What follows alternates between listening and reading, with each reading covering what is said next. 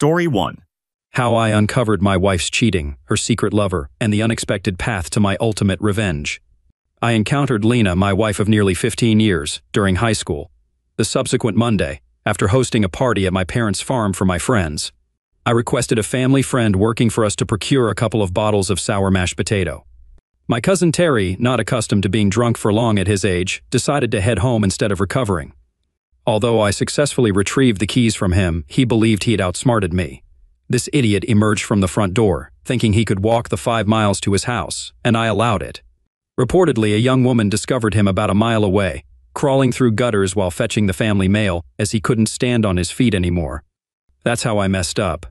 Before he left my parents' house, after involving her principled father, she transported my cousin to his parents' house.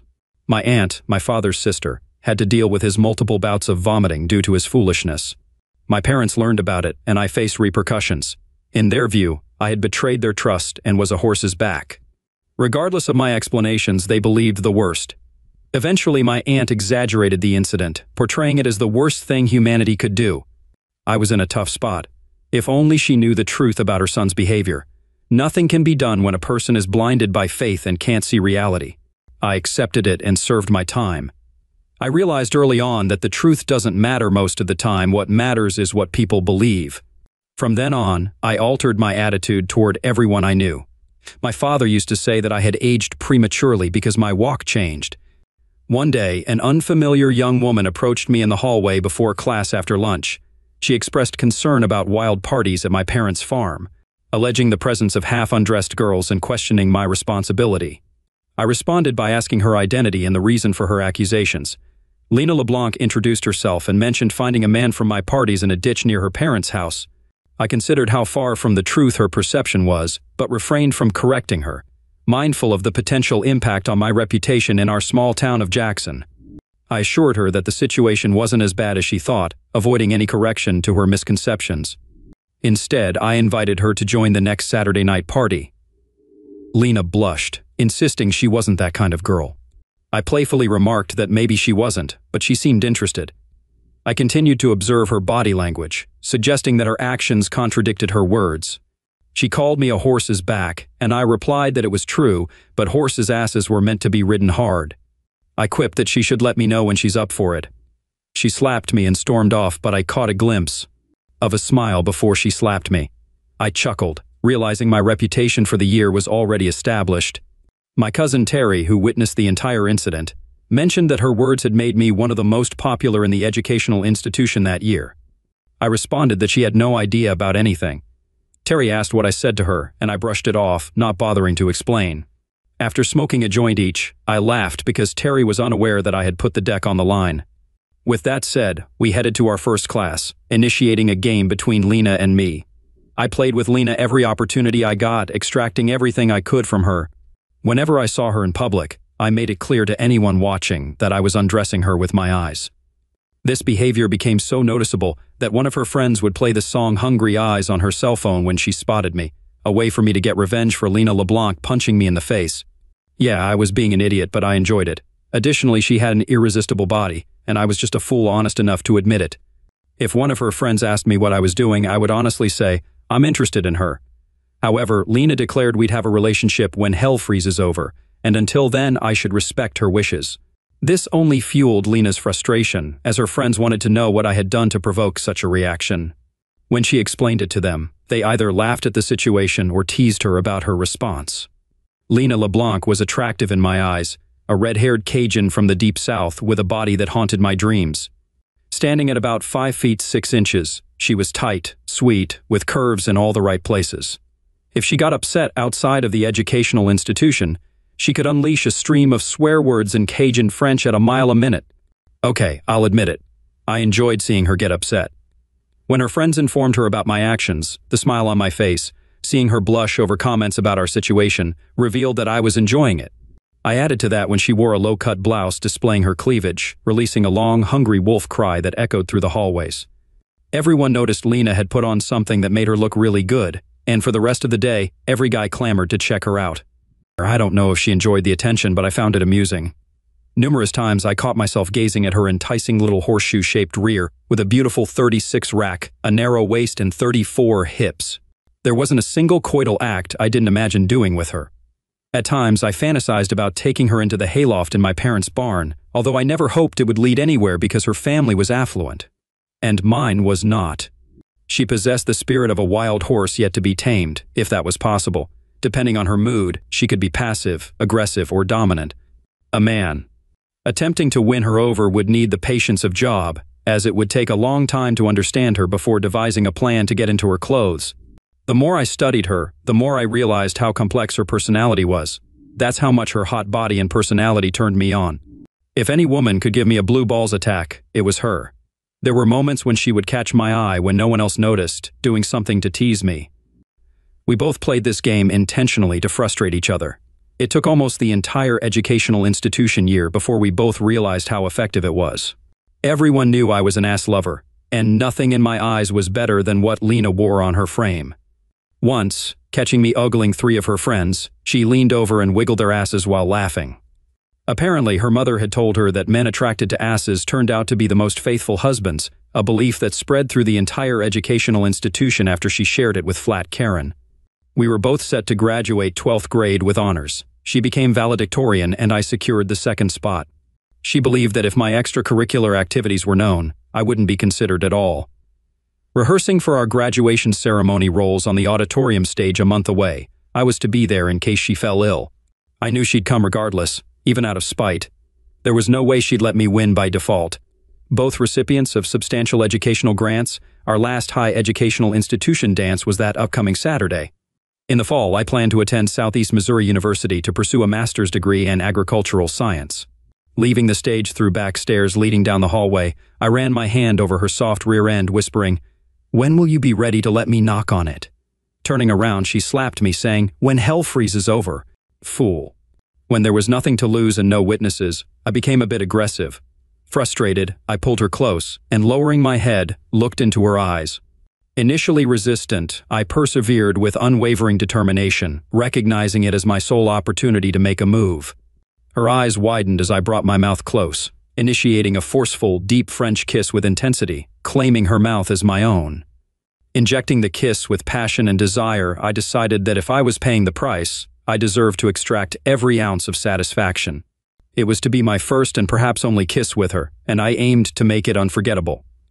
After savoring the taste I longed for, I released her to gauge her reaction, expecting a passionate or frustrated response. I was surprised when she forcefully pinned me against the wall, matching my aggression and turning the situation thrilling. Another deep, lingering kiss followed, revealing her assertive side. Our bodies melded together as she grabbed my lap, showcasing her assertiveness, and the recognition of size added intensity to the charged atmosphere. Lena expressed that she had been waiting for this for most of the educational institution year, mentioning that she was glad I finally decided to be a man. She wished I had told her that months ago and requested that I loosen my grip. I responded, stating that I wouldn't until she agreed to exclusivity. She firmly replied, "Deal. You've been the only one I've looked at since you slapped me." I smiled and brought my mouth to hers again, this time revealing my tender side, kissing her softly and deliberately. My hands firmly rested on the softness of her cheeks, feeling like I had held a piece of heaven. Our kisses were both demanding and open, with Lena exploring my figure. Leaving the landing a few minutes later, thinking we heard a noise, we held hands, realizing our relationship had taken a big step forward. Outside the educational institution, the heightened mutual attraction during the educational institution year intensified our feelings. Those who saw us leave immediately noticed the smiles on our faces, sparking discussions in the corridors for the rest of the day. It was amusing because neither of us had dated that year, seemingly waiting for each other. I waited for her at the educational institution entrance, and without saying a word, she handed me the educational institution book she was talking to at home. Lena suggested stopping at the Dairy Queen for a milkshake before I dropped her off at home. Karen was shocked, exclaiming if Lena and I were finally admitting our interest in each other. Lena assured her that she would call later that night to explain everything. We walked out of the house holding hands, heading for my Jeep Cherokee Sport. At the Dairy Queen, she wanted a Blizzard, and I wanted a regular shake, so I ordered both in the largest size. In the city park at one of the picnic tables, we started getting to know each other. Around 6 in the evening, I dropped her off at her parents' house. Her mother opened the door for her, and her father, shocked by my respectful approach, eventually gave his consent for me to take his daughter to the dance on Saturday night. He appreciated the respect, considering it a testament to my upbringing. Years later, when I asked for his daughter's hand in marriage, he didn't object as long as I followed his plans to protect his assets. After Lena went into her parents' house, I headed to my parents' farm. My parents sensed a change in my life, and when questioned, I mentioned an interesting conversation. Privately, my dad asked about the redhead I invited to the educational institution dance on Saturday night. From that day on, Lena and I were inseparable. It was Saturday, the day my parents went into town. I was in the hayloft, preparing to haul a few bales of straw after cleaning out 4 stalls with the loader on the front of the tractor. I did this once a month, usually on the first Saturday of the month. The horses were in the paddock in the pasture. I carried everything to the edge of the loft and was just getting ready to spread them out on the floor of the stalls when I heard Lena's voice calling me. "I'm here," I said. "I have 14 more bales to drop before I go down." I started throwing them over the side as fast as I could and was about ready to climb down when I saw Lena's head sticking out above the floor. I went over to greet her as she finished her climb. It was funny how much flat space was open in the straw bales. A moment later, we were lying with our arms around each other on bales of straw, our mouths closed, and our hands exploring each other's bodies. She, like me, was eager to get up from where we stood on the stairs. It wasn't long before she was pulling off my shirt, and I had just finished undoing the buttons of her blouse, anticipating how I would feel her beautiful chest when we were interrupted. Lena and I probably would have gotten carried away if we hadn't heard my parents honking. I noticed my parents trying to grab my attention as we descended the stairs. They were already approaching the barn. Lena and I swiftly spread out the straw in the stalls. In one of the stalls, Mom and Dad caught us throwing straw at each other, and laughter ensued. Curiosity led my parents to the barn, prompted by the sight of a strange car in the yard when I wasn't around. They were pleasantly surprised to find a pretty girl about my age visiting the farm. It was intriguing to observe the surprise on my parents' faces when I introduced Lena to them as my girlfriend. I informed them that as soon as I finished bedding the floor, I would saddle the horses and take her for a ride. Mom suggested having lunch first, and Lena volunteered to help. They headed toward the house, prompting my father to commend my quick thinking and advise me not to jeopardize this new relationship. "Lena is better company, just like your mother was at the same age," he said. "Make sure she's good enough to be the mother of your children if you're considering it." My father, a practical man, offered straightforward thoughts, emphasizing the consequences of our actions. I learned then that he always had a fondness for redheads. Dad assisted me in setting up the 4 horse stalls before returning to the house. By the time we got back, Mom and Lena had already become friends. After lunch, we went for a horseback ride, reaching the back 50. After tying the horses to a low branch, finding new spots on the grass by the swimming pond, we leaned against a tree. Around 5 in the afternoon, Lena left to get ready for the educational institution dance. While dancing that night, Terry overheard Lena telling Karen that my sweet and gentle personality attracted her. Despite our teasing, we never took it further. Lena explained to Karen and Terry that she appreciates my ability to control my temper, yet can be aggressive when needed. His passive nature guides him in everything, but when he sets his mind to something, no one can make him back down. Waiting for me like I was the only one proved that, she added. Terry attested to my loyalty, saying, "He'd do anything for me, just as I would for him. Piss him off, and you'll realize you underestimated him." More than one boy here crossed him, and after he dealt with them, they were lying on the ground in blood. When I picked her up for the last dance of the educational institution year, her parents were surprised when I brought her a corsage without a special occasion. They said it was the most beautiful bouquet they had ever seen. I explained that I made it from plants in a small nursery my father and I had started on the farm. "I made it in neutral colors, so it goes with anything," I said. They seemed very impressed. She looked stunning in that white summer dress, emphasizing her curves. All night I thought about her. There was no doubt in everyone's mind that we were now a couple. Yeah, she was a real tease to me, and she knew it. I think she was irritating me that night, kind of paying me back for what we'd done to each other during the educational institution year. Toward the end of the summer, we spent a lot of time in the hayloft. Mom and I had a long conversation after she found my stash of contraceptives hidden in a far drawer. It was then that she decided to have a conversation with the woman she hoped would be her future daughter-in-law. I must have realized what was said because, shortly afterward, Lena informed me that she was taking birth control pills. One night at dinner, Mom put in her 2 cents, saying, "The horses seem to like the stalls better and they've gotten much sharper in the pasture. I wonder if it might be because the straw has taken on a new odor." I almost choked on my food and started coughing, and my dad looked up and said, "I missed something?" My father recognized my early interest in gardening and fostered its growth under his guidance. We transformed 20 acres of our 250-acre farm into a Christmas tree farm, acquiring small trees inexpensively through a reforestation grant after identifying the best tree type for the Christmas market. Every spring break, my father and I spent a week planting rows of new seedlings, creating a special bonding time for us. About 2 weeks before planting, we tilled the plot, repeating this process 3 or 4 times, depending on the weather, before leveling it. This facilitated quick and easy planting, allowing us to promote our first crop well before sale. The following season, with approximately 400 trees standing at 80 feet tall, the remaining task was pruning them to perfection for retail buyers. We even devised a labeling system for buyers to know the farm of origin. In 6th grade, my father, acknowledging my passion for growing plants, emphasized the need to replenish topsoil. An arrangement with the city of Jackson involved bringing collected yard waste to a designated site for mass topsoil production. Cape Girardeau adopted a similar practice, and from an early age, at least twice a month. I spent a day or two creating mulch by chopping up twigs, filtering out non-biodegradable items burned in oil drums. The ashes were scattered along the plot boundary for a cleaner end product. Once the pile reached a certain size, we added chemicals to stimulate the rotting process and maintain moisture. Turning the heap over once or twice a month ensured proper aeration. Local building contractors learned they could dump excess soil without a removal fee, mostly Missouri red clay.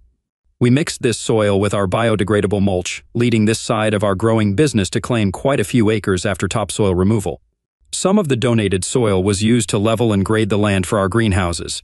It took 18 months to transform useless dirt into high-quality topsoil used for bedding in our greenhouses and sold to the retail market in 10-pound bags. In the first 3 years, enough profit was made to build 2 large glass greenhouses, heated in winter with gas furnaces, filled with growing flowers, and shipped to local wholesalers as needed. Implementing a system of PVC tubing and an expanding hose, we designed an automatic watering system hanging from the top down. Applying the same principles to water our crops, a drainage system built by my father on the concrete floor collected excess water for reuse. This efficient approach saved on costs and eliminated the need for a pond to collect excess fertilizer from watering. During the summer, we constructed an additional 4 greenhouses to cultivate white and red poinsettias for Christmas, eventually reaching a total of 10. Recognizing the money earned through our collaborative efforts, my father decided I could graduate without incurring debt. I vividly recall Lena's initial exposure to our operation, which aided her comprehension of why I selected this career path. My father conveyed that my inquisitive nature played a pivotal role in bringing this business to fruition. He noted that I was always asking questions, prompting family discussions. Following conversations with my wife and securing her approval, the family embarked on this venture, now a significant and steadily growing source of income. Inquiring about the farm's previous use, Lena asked. My father explained it formerly raised beef, influenced by market fluctuations. By my graduation, we boasted 22 greenhouses, each 240 feet long, 40 feet wide, and 9 feet high. Weekly, we delivered high-quality organic produce. Responding to increased demand, we expanded further, with 2 greenhouses dedicated to leaf lettuce, 2 to bok choy, and 2 to English cucumbers. Employing 20 individuals, our chemical-free organic produce commanded higher prices from wholesalers, ensuring our financial prosperity. As anticipated, I joined the family business full-time while Lena pursued a career as a family nurse practitioner associated with Southeast Missouri Hospital. I proposed to her within a week of her receiving her license, and 3 months later, we hastily married due to her pregnancy with our daughter. Our 2 sons arrived a year apart from our wedding day. Spoiled by my parents, Lena was cherished, with my mother becoming our children's nanny, giving her a renewed sense of purpose. To this day, our children reflect the morals and values she instilled in them. Celebrating our 14th anniversary, my cousin Terry and his wife Karen expressed concerns about our relationship, suggesting Lena appeared to dominate and control me. At a family barbecue, they confronted me, asserting that Lena treated me as a second-class citizen, displaying a motherly fatigue in the relationship. Despite my attempts to defend Lena, they insisted that I had stopped listening to her, causing resentment. According to Terry, Lena was leveraging my softer personality to assert dominance, and some friends suspected she harbored a romantic interest outside our marriage. Reflecting on these comments, I confronted Lena about her treatment, expressing fatigue from being treated like a doormat. This revelation shocked her, making her feel out of place for the first time in a while. Luna, my 13-year-old daughter, questioned my father, asking him what had gotten into him. I responded loudly for everyone to hear, stating that I had reached a point where I could no longer tolerate the feeling that her mother was treating me like a servant. I warned that if her mother didn't change her attitude, our house would be turbulent for months. This statement served as an awakening for everyone present. I realized that for most of our married life, I had turned a blind eye because it wasn't worth fighting over. I allowed my wife to walk over me like a doormat without resistance. That night, Lena and I had a significant argument, something that had been brewing for a long time. I ended up sleeping on the couch. Toward the end of our argument, Lena remarked that I just didn't know how extra I was. That's when I lost control. We were fighting outside, away from the kids' hearing. Driven by anger, I grabbed Lena, turned her over my knee, and spanked her, a method I had used with our children for misbehavior. She went into the bedroom in tears with a very red bottom, locking the door to prevent my entry. To say that Lena was tiptoeing around me the next morning is an understatement. Lena had just been confronted with a new reality. When my wife and kids left home the next morning, I returned from the large office near the greenhouses to investigate. As I lay on the couch, contemplating when the change in our marriage began, it struck me that it was 8 years ago, a couple of months after my mother's passing. After conducting a thorough search of her bedroom, I found a wrist bracelet with custom-made 18-karat gold charms. The issue was I hadn't bought them for her. The charms were so sensual that she could never wear them in public. I knew they must have been custom-made to order by her lover due to their significant expense. I quietly pocketed it to take with me, wanting it to be acknowledged. This discovery lent credence to Karen and Terry's suspicions. Returning to my office, I kept quiet when questioned about it. I mentioned that I had a lot on my mind, which was true. Around 3 in the afternoon, with an office staff member present, I asked her to call the group my wife was in to inquire if they were accepting new clients. Fiona inquired for personal reasons, asking why I wanted to know. I explained that I needed to check my wife's actual work schedule, as some rumors had come to my attention that I needed to prove were not true. Fiona commented as she walked out the door that finally someone had the courage to tell me what they had been hearing for months. Fiona, Karen's sister and a military widow, had joined our company while her husband was in the service. She was now raising her daughter alone. I often wondered why she couldn't find another man. Fiona was the complete opposite of her sister, and beautiful. In all the years of our marriage, my wife was the only woman who had caught my attention. However, after seeing what Fiona had to offer in terms of femininity, I realized I was still young enough to start over. The freedom of knowing I had another choice brought peace to my state of mind. Although I had known her for years, thanks to Terry and Karen, I hadn't paid much attention to her.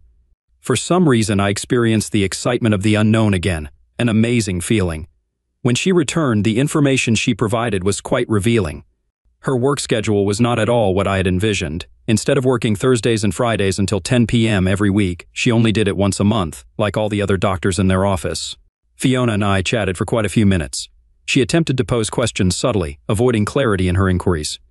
Whether she was aware of it or not, she instilled a few thoughts in my mind that fostered hope for my future. This afforded her a significant amount of unaccounted-for time. It was surprising to discover that she only worked half a day on Wednesdays. Now the question arose, what was she doing with all that free time? 8 years ago, when a tragic accident befell my mother, my father and I were startled to learn that she had bequeathed her shares in the family business to me, entrusting them to her 3 grandchildren. During my childhood, they had sold most of the farm at an inflated price to a corporation, retaining 10 acres around the house in their name and another 10 in mine. The corporation paid off the mortgage for 10 years with interest. They gifted me the land as a wedding present for Lena and me, and on that land, Lena and I constructed our house. My father took his wife's loss hard and withdrew from society for a few months afterward. During that period, I assumed the role of the company's president, and my father retired as our first CEO, though he still came in 3 mornings a week to stay updated and serve as an advisor. I was aware of an impending significant business trip in a couple of weeks, during which I would have to visit 8 different company offices to renew multi-year contracts requiring my signature. These contracts included product line extensions, providing opportunities to increase revenue. As it involved 3 countries, I had to be away for at least 3 weeks. My father and I continued to lead our company, now employing over 100 people with more than 48 greenhouses operating at maximum capacity.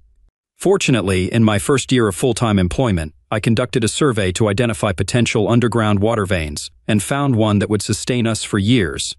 By discontinuing the county water supply, we reduced our total expenses by $10,000 per month. Additionally, we uncovered a vast natural gas cavity. Since the land had been in the family for generations, we still owned the mineral rights. Through negotiations with major companies, we secured a mutually beneficial arrangement. Even after covering our heating costs, we received a substantial monthly royalty. My cousin Terry, serving as our CFO, visited my office to brief me on the latest cash flow statement, revealing that we were on track for the most significant year of growth in the company's history. During this private meeting, I disclosed my discovery to him. Examining the report, he was as astounded as I was. Terry inquired about my plans, asking what I intended to do. I replied that I wouldn't send someone else to sign the contracts. Instead, I planned to pretend I had no idea what was going on. I explained that this would give the private investigators I was going to hire plenty of time to find out who my wife's lover was. Terry questioned the relevance of finding out in a 50-50 state like ours, suggesting it wouldn't matter in divorce court. I remarked that Lena's father, Leonard LeBlanc, was and still is a conniving person. Before Lena and I were married, he made us sign a prenuptial agreement, and I guess Lena forgot about it. Terry asked why he did it, wondering if Leonard LeBlanc was worth millions thanks to fracking, to protect his daughter from me ever getting a piece of her inheritance.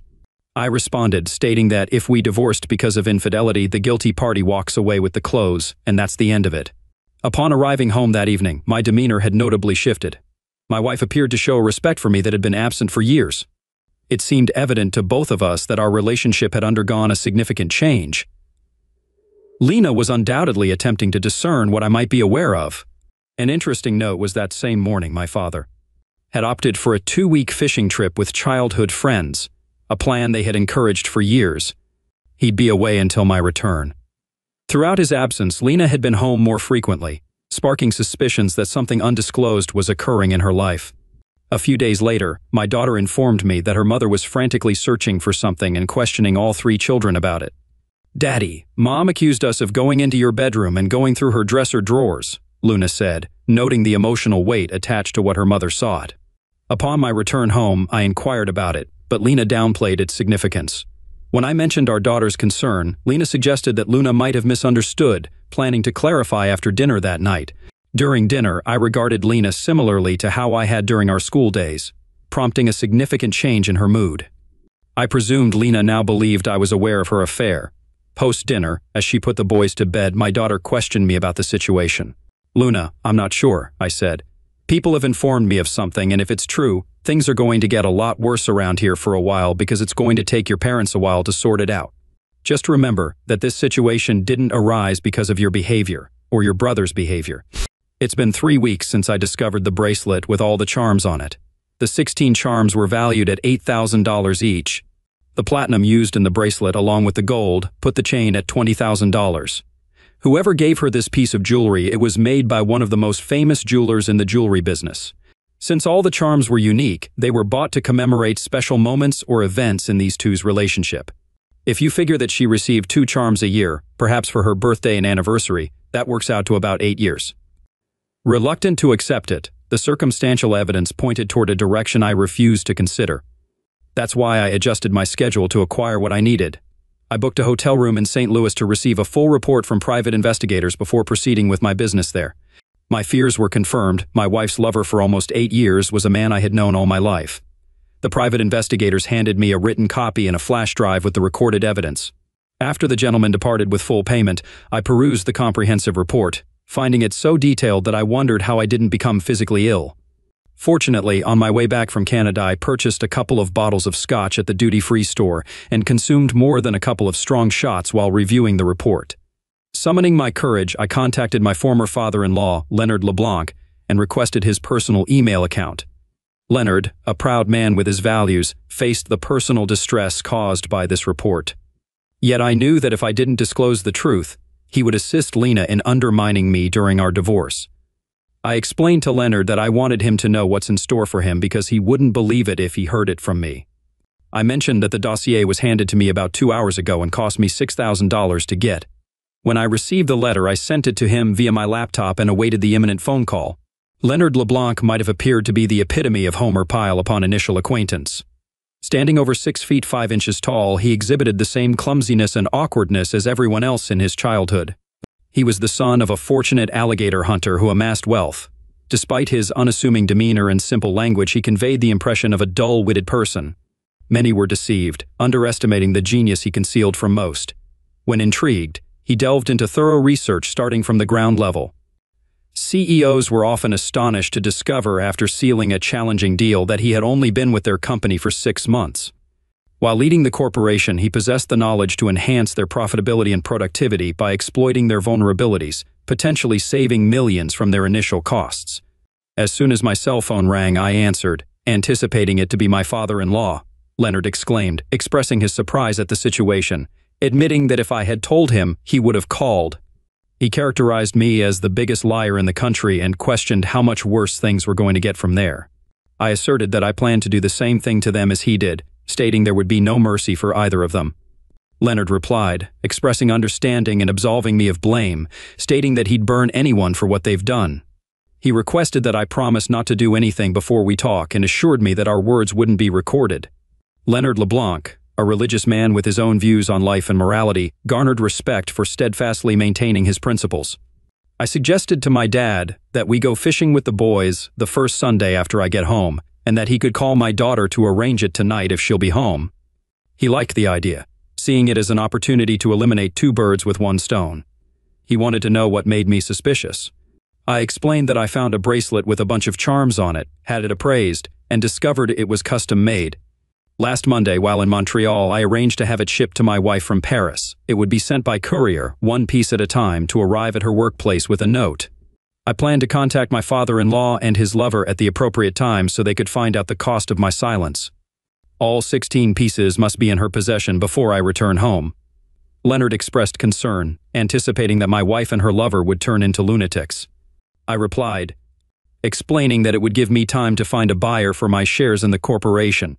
Selling my father's dream was the only thing that could hurt him as much as it hurt me, throwing them off balance psychologically for the near future.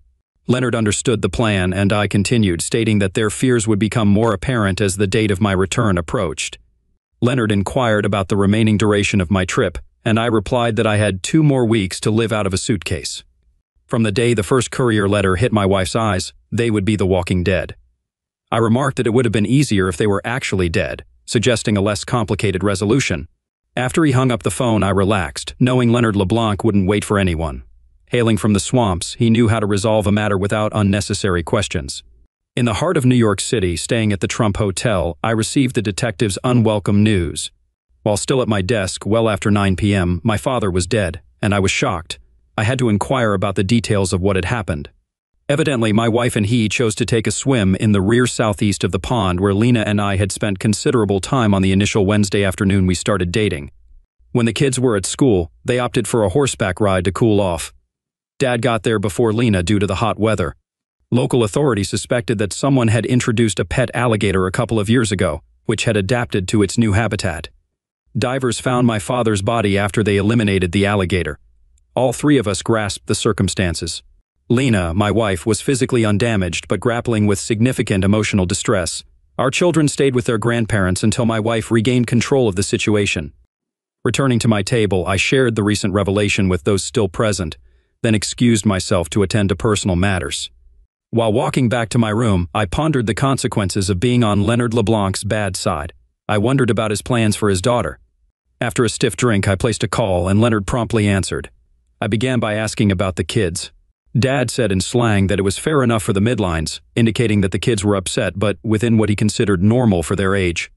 I asked if I could speak with them if they were up, and he handed me the cell phone. I spent the next hour talking to all 3 kids before returning the phone to Grandpa. According to what Lena managed to explain, Leonard mentioned that my father drowned as an alligator dragged him away. They found his undressed body with several dead animals in the refrigerator. While his body wasn't bitten, it had a few scratches, so he recommended a closed casket. I thanked Dad solemnly and informed him that I would be home Saturday morning to handle the funeral arrangements. I mentioned that I needed to call my wife and check on her. He remarked that it sounded good, stating that at times like this one has to keep up appearances before saying goodbye. I called Lena, and reports indicated she was in serious condition. Conversing with her was challenging, as she couldn't stop crying. She couldn't fathom how they hadn't spotted an alligator before, given their weekly horseback rides. I questioned if it was typical for them to swim undressed, and Lena couldn't bear it, dropping the call. Now she knew I was aware of the truth. The following morning, during a business meeting, the same two detectives from the previous night called me in after my wife fainted. While grieving and trying to drown her sorrows, a gas explosion occurred, blowing out part of the house. She didn't escape in time and was fatally crushed by debris. I requested to expedite the process due to my need to fly out urgently. Fortunately, they understood, and I secured a better deal than anticipated. I managed to catch the last plane to the Cape that evening. Stepping off the 12-seater plane, I found my father-in-law waiting. Dad said that my wife and he were counting on me and the grandchildren to stay with them until things were settled. This would give me time to get things organized and settled.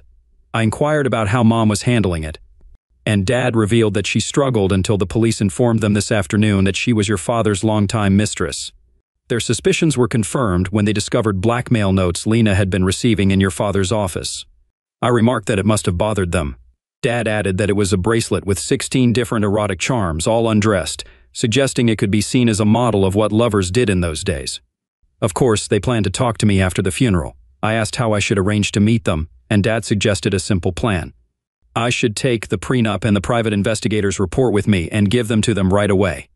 It would prove that I had no motive to frame them. I smiled, knowing he said it to remind me that all passings, until proven one way or another, would be treated as suspicious. The more candid I was about them, the less chance they would consider it a homicide. Dad and I went to the funeral home office together to select a casket. We settled on a closed casket for both of them. I then contacted Terry at the office, informing him that the contracts were signed and I would be taking a few days off. There was a considerable turnout at the funeral and tea party for the lovebirds. Considering everything, I believe my kids handled it well. I maintained my composure as much as possible, though there were moments when I couldn't hide my emotions. Many speculated about a closer-than-usual relationship between the two, but nothing was publicly mentioned about it. The detectives patiently waited while the fire inspectors finalized a report on the gas explosion at my house. They determined the cause to be a faulty installation conducted while I was away. Upon receiving the report, I could legally sue the gas company for negligent death and loss of home. They found no evidence to determine when the alligator was placed in the pond. Presenting the prenuptial agreement and the private investigator's report, I gave them a copy using my father-in-law's printer. They appreciated my disclosure, resolving any potential issues that might arise upon others reviewing their final report.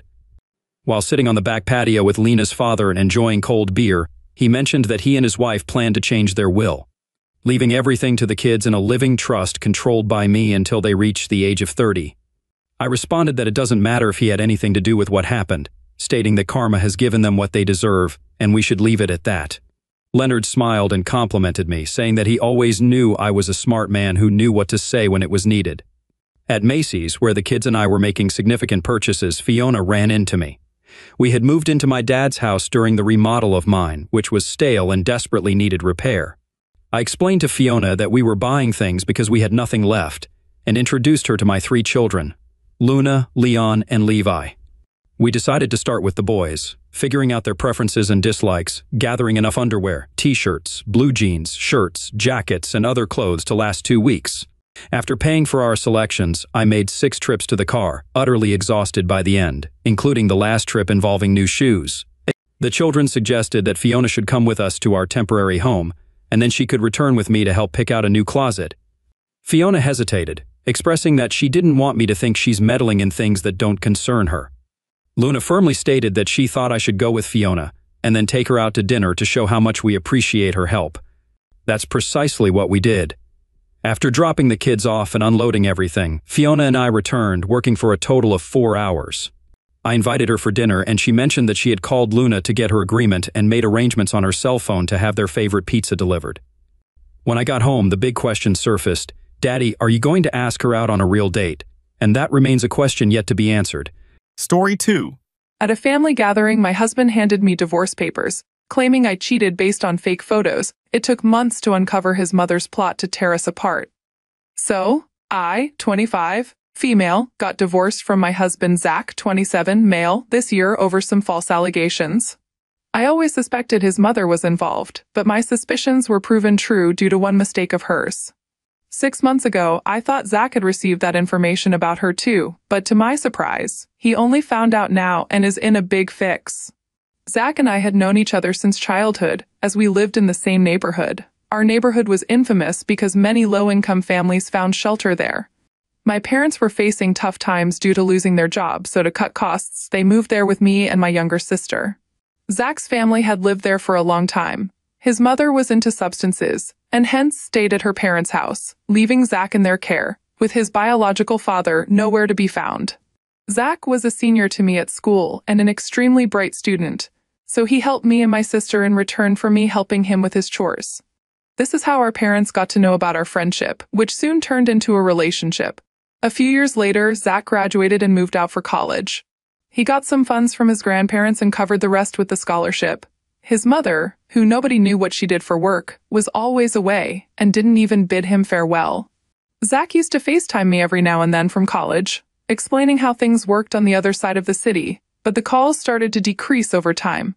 I made a lot of effort to stay in touch, but realizing there were none from his side, I backed off. Soon after, I got a text from him, and he dumped me via text. Dealing with the breakup of such a long relationship was hard, but I bounced back and worked extremely hard at school. My parents, on the other hand, had started doing well, with their jobs getting permanent, and it was now a matter of a year or two before we moved out of that place. Zach's mom had been bad-mouthing us all around the neighborhood, accusing us of getting money from doing illegal stuff. After a few altercations with her, my parents decided to expedite the moving process. 3 years later, my college organized a talk with a rising young entrepreneur whose business was booming, and I was asked to moderate the session. When I read the guest list, I realized it was none other than Zach. We attended the talk and went for coffee to catch up. He told me about everything, including how his mother had married an extremely rich man at work who adopted him and funded his business. I told him about my portfolio, and he offered me a job. Considering it too awkward, I declined the offer at first, but later decided to join after his repeated insistence. Things were going extremely well for me work-wise, and over the next 6 months, Zach and I grew closer.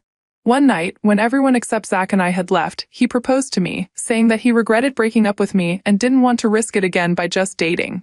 I was high on emotions and said yes.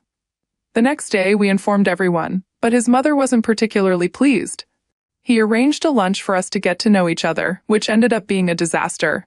His mother was sweet in front of him but made mean remarks at me when we were alone, calling my family and me gold diggers. I reminded her that we left the neighborhood by working hard and not choosing the easy way out by marrying a rich man. I told Zach about his mother's comments later, which he asked me to ignore over the next few months. Mine and Zach's relationship soured because of his mother filling his ears, and him believing much of it. I asked him to trust me if he wanted us to stay together, and after a lot of ups and downs, we eloped and got married. His mother was not happy about missing the wedding but kept up the facade at the reception. Zach and I bought a house and began our married life there. One Sunday, I got a call from my sister asking for some seed funding for her startup. I told her I'd think about it and cut the call. Zach heard me talking and asked what it was regarding. I told him I was going to give my sister some money from my savings for her startup. He offered to pay the amount in full, no questions asked, because we were a family now. I was touched by his gesture and agreed. Over the next few months, my sister's business hit rock bottom, and Zach started to worry about his investment in her project. His frustration was shown in his distant and rude behavior with me at home.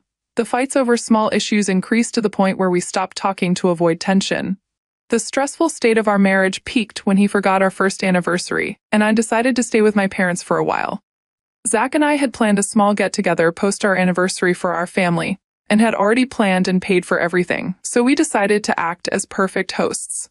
I got a call from Zach's mother during this, asking me to pack my bags because she had found the perfect girl for her son. I didn't entertain her and asked her to get a reality check. She obviously didn't like it and cut the call. I returned to my house to set up for the gathering and talk to Zach about his mother. Zach was drunk and didn't respond to anything I said. The next day, the tension between Zach and me was so clear that even my distant cousins asked if anything was wrong. I tried to talk to him, but he shrugged my hand and left. He came back with an envelope, saying it had proof of me cheating on him. I was shocked and decided to open the envelope. It had divorce papers and some inappropriate pictures of me with another man. I couldn't think of how this was possible but still tried to explain to Zach that it wasn't true. He didn't listen and asked me to leave, adding that he should have listened to his mother and not married into a family of gold diggers. I couldn't comprehend it all, so my sister decided to take me, and we left. I went back to my parents' house and cried. showing them the pictures and trying to explain that I hadn't been cheating on Zach and had no idea what these pictures were. They consoled me, and my sister, after looking at the pictures, told us that they were clearly doctored. Everything made sense, and we decided to talk to Zach the next day. The next day, before my sister and I could leave, Zach knocked on the door. I thought he must have felt something fishy too, but instead he was there to ask me to sign the papers as soon as possible. We both sat down, and I explained to him that I didn't cheat and that the images seemed fake because even my face wasn't clearly visible. He listened, and then replied that since he had seen the photos, he had lost all trust in me and wanted a divorce. I was taken aback and tried to convince him, but he asked me to sign the papers, or he'd file a fraud case against my sister for stealing his money since we hadn't drafted a contract. I could hear my heartbeat in my head, and asked him to please sort it out instead of ending our relationship, but he was adamant about ending our association and left. I was shattered, but didn't wish to mess with him because of his status. So I didn't read the papers and signed the divorce documents. I also realized I was 2 months pregnant during this, and my lawyer decided to ask for child support from Zach on top of the alimony he was giving me, which I was unaware of. When we came out of the courtroom, Zach came to me, and instead of congratulating me on the child, said he was glad we were ending the relationship because we were gold diggers. I was heartbroken by his behavior, so I didn't respond. Over time, Zach and I got civil with each other and decided on shared custody of the child, which Zach was okay with, while his mother started demanding full custody in return for more money. I was done with her, so I emailed both her and Zach that my child wasn't for sale and I would press harassment charges on her if she tried anything again. Zach, reading this, sternly told his mother to stay out of it. I knew the inappropriate pictures were fake, but had no idea who could have created it or planted them until I heard from a friend of Zach's that his mother was trying to convince him to get married to a girl in her circle. Zach was pretty bummed out about the divorce and ignored his mother, but now everyone knew how desperate she was because she showed up at his office daily for the past 2 to 3 weeks. On hearing this, I put 2 and 2 together and realized it must be my mother-in-law who created those images to create a rift between me and her son.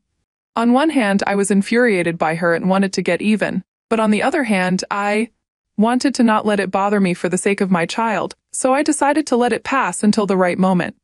6 months into our divorce proceedings, I received an email from my mother-in-law. It was sent to the girl my mother-in-law was trying to get Zach to marry, and she accidentally added my email. The email was a plan to get all of Zach's money, with instructions to this new girl on how to woo him because my mother-in-law was on the verge of divorce from her husband and knew Zach wouldn't finance her extravagant lifestyle.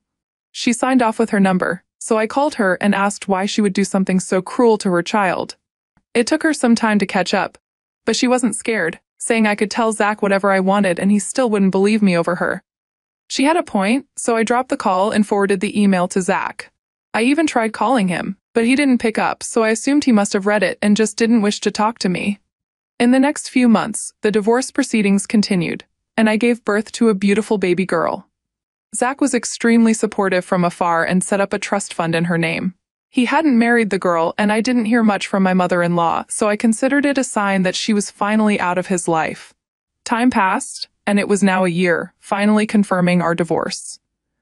I had moved out of my parents' house to a new place and decided to leave the city and start a fresh life after my daughter was a little older.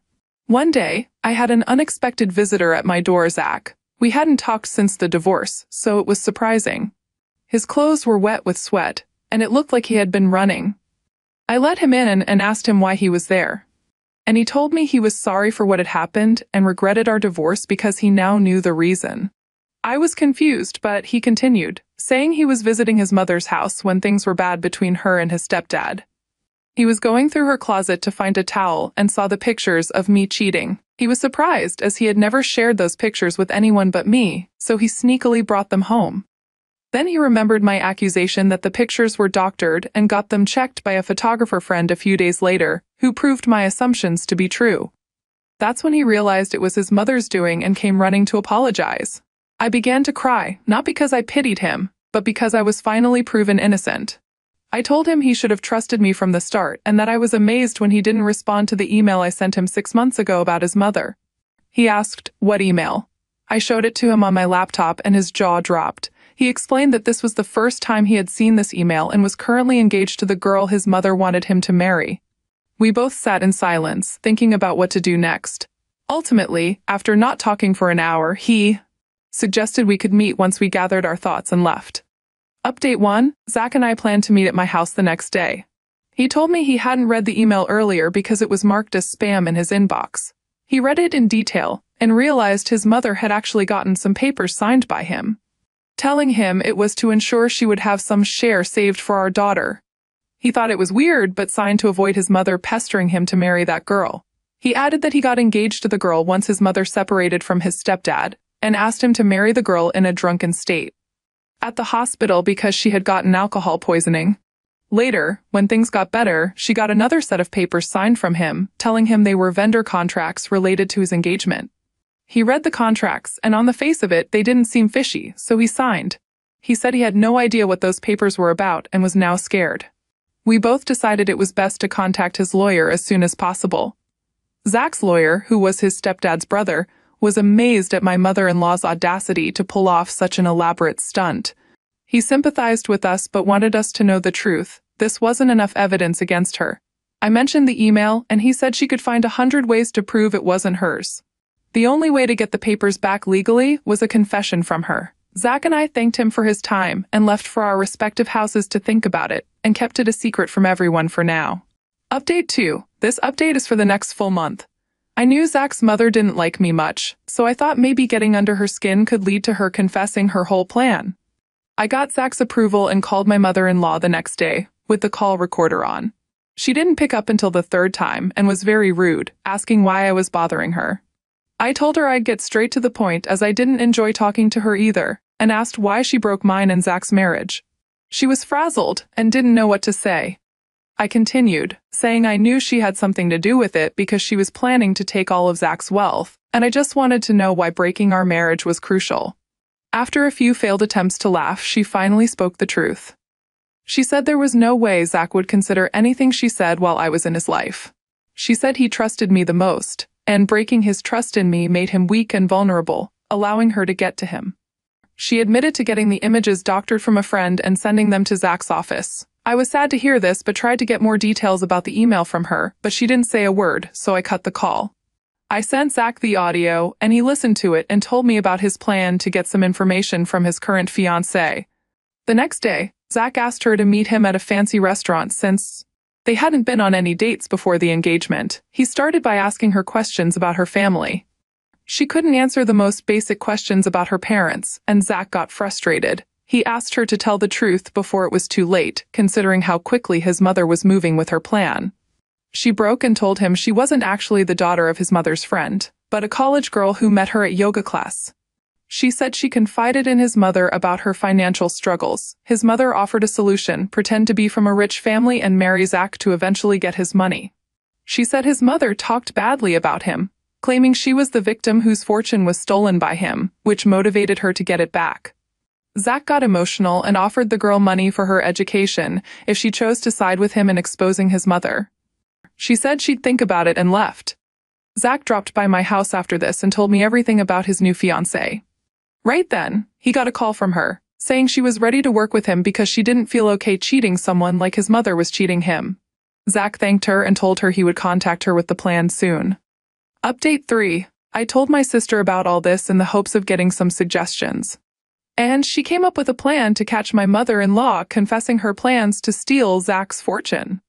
I took Zach on a call while my sister described the plan. She said since we had access to Zach's fiancée, who was also his mother's accomplice, we could ask her to set up a private meeting with Zach's mom, asking her to either tell her the details of the plan or get it all revealed in front of Zach.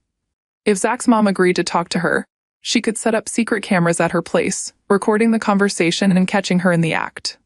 Zach was on board and asked his fiancée if she was willing to do it. She agreed, and we proceeded with the plan. She, we'll call her Stacy, called Zach's mom and asked to meet up to discuss the plan further but faced objections, asking why she was so interested. Stacy said she wasn't sure of Zach's mom's intentions and wanted to be part of the complete plan to avoid being scammed. Zach's mom hesitated, but agreed to meet her at her house the next day. They set up cameras behind vases and paintings and waited for Zach's mom. Zach's mom came and sat down before Stacy could offer anything. Stacy took the hint and asked about the documents Zach's mom got signed. She asked how Stacy knew about it, and Stacy told her Zach had informed her. Zach's mom replied that the documents were of Zach's property and his bank savings. Stacy asked if that wasn't enough. Zach's mom said to maintain her lifestyle, they needed to do a lot more. She added that her next plan was to get Stacy and Zach married, make Stacy the nominee for Zach's company, and then get Zach killed in an accident so she would get the money automatically. Stacy was shocked but continued, asking if such extreme measures were necessary. Zach's mom justified planning his murder by telling lies about Zach. Stacy didn't say much to avoid blowing her cover and simply agreed.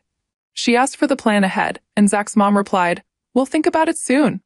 As soon as she left, Stacy called us and showed us the footage. Everyone, including my sister and me, had tears in our eyes, thinking of how horrible my ex-mother-in-law was and how hard it must be for Zach to witness this firsthand. Zach stayed strong and said he had another plan to catch his mother red-handed. Update 4: Zach, after seeing the video, was sure it was enough to get her caught, but wanted to show her true colors to everyone before handing her over to the police. He said since his mother was after his company, he would pretend to give it to her after he died. This way, Stacy wouldn't have to marry him, and he could catch his mother red-handed in front of everyone. We all agreed because it was his revenge for everything he had gone through. The next day, we showed the video to his lawyer and told him about the plan. He was fine with it as long as no one got hurt. According to his plan, Zach called his mother to his house, stating it was urgent. His mother came, and he told her how empty his life had become after divorcing me. He told her he wished to leave the business and everything to live a quiet life in the mountains. His mother tried to change his mind, but Zach said his decision was final, and he was going to make her the nominee for his wealth once he passed. Zach's mom was surprised but happy. He said he wanted her to sign some papers before he could start the process, and would throw a farewell party to meet everyone one last time after his will was in place. To which his mother agreed. The papers he got signed were those she got signed before, and he got access to them via Stacy. Soon after her meeting with Zach, his mom called Stacy to kick her out of the plan. She said she would pay Stacy once she got the money. Stacy asked what her plan was for Zach, and in excitement, she blurted out how she planned on pushing him down the terrace at his farewell party, thereby owning all the wealth. Stacy informed Zach over text. Zach did all the work. He got the paper signed by her, made his fake will, and planned the whole party for the next month. He set up a light show for his farewell party just to throw the spotlight on his mother when she pushed him. His plan was to cut the lights while he and his mom were on the terrace, then replace himself with a dummy, which she could push. He also had night cameras installed for proof later. Everything went as planned. Zach greeted everyone and declared his intentions. His mother followed with a very emotional speech about losing her son. I was invited with my daughter, and Zach's mom didn't miss a chance to make me feel less than her, but I ignored her. By the end of the night, she started looking for Zach to talk privately on the terrace. Zach was conveniently already there, so she followed him. She started with how he was the love of her life and how hard it was to let him go, and then switched to money-focused themes about maintaining her lifestyle. Once we cut the lights, she considered it her perfect chance to push Zach down the ledge. Zach quickly replaced himself with the dummy, and we heard a thud. Zach clapped, and the spotlight was thrown on his mom, hanging over the ledge to see if it was Zach who fell. The lights came back, and seeing the dummy on the floor, everyone looked up at her. She was flabbergasted and attempted to run, but Zach caught her and presented her to everyone. He gave a speech explaining everything, while his mother continued to throw a tantrum. I called, and Zach's mom was finally taken into custody. Update 5. This will be the last update on this saga. After the party, nobody bailed out Zach's mom, including her husband and her parents. She was presented in court soon after, and on the basis of the petition against her from Zach, was charged with attempted murder and financial fraud, to which she pleaded not guilty. Zach's lawyer told him that even though she claimed to be not guilty, with the evidence they had, there was nothing to worry about. Zach's stepdad also finally filed for divorce from her. Zach gave Stacy the money for college and decided to take care of her education financially. He also came back to my house and asked if I wanted to give our relationship another chance. I said no for the time being since he had been through a lot, but assured him he would always have my support. Zach agreed and left. My sister's business had started to flourish, so she returned the money she had taken from Zach. Zach decided to take a few months off from work and went to stay at his cabin in the mountains. I, on the other hand, have started working with my daughter, now being old enough.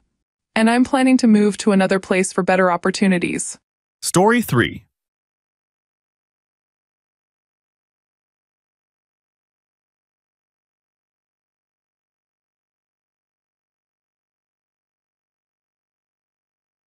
I doubt strongly that I'm the ideal husband.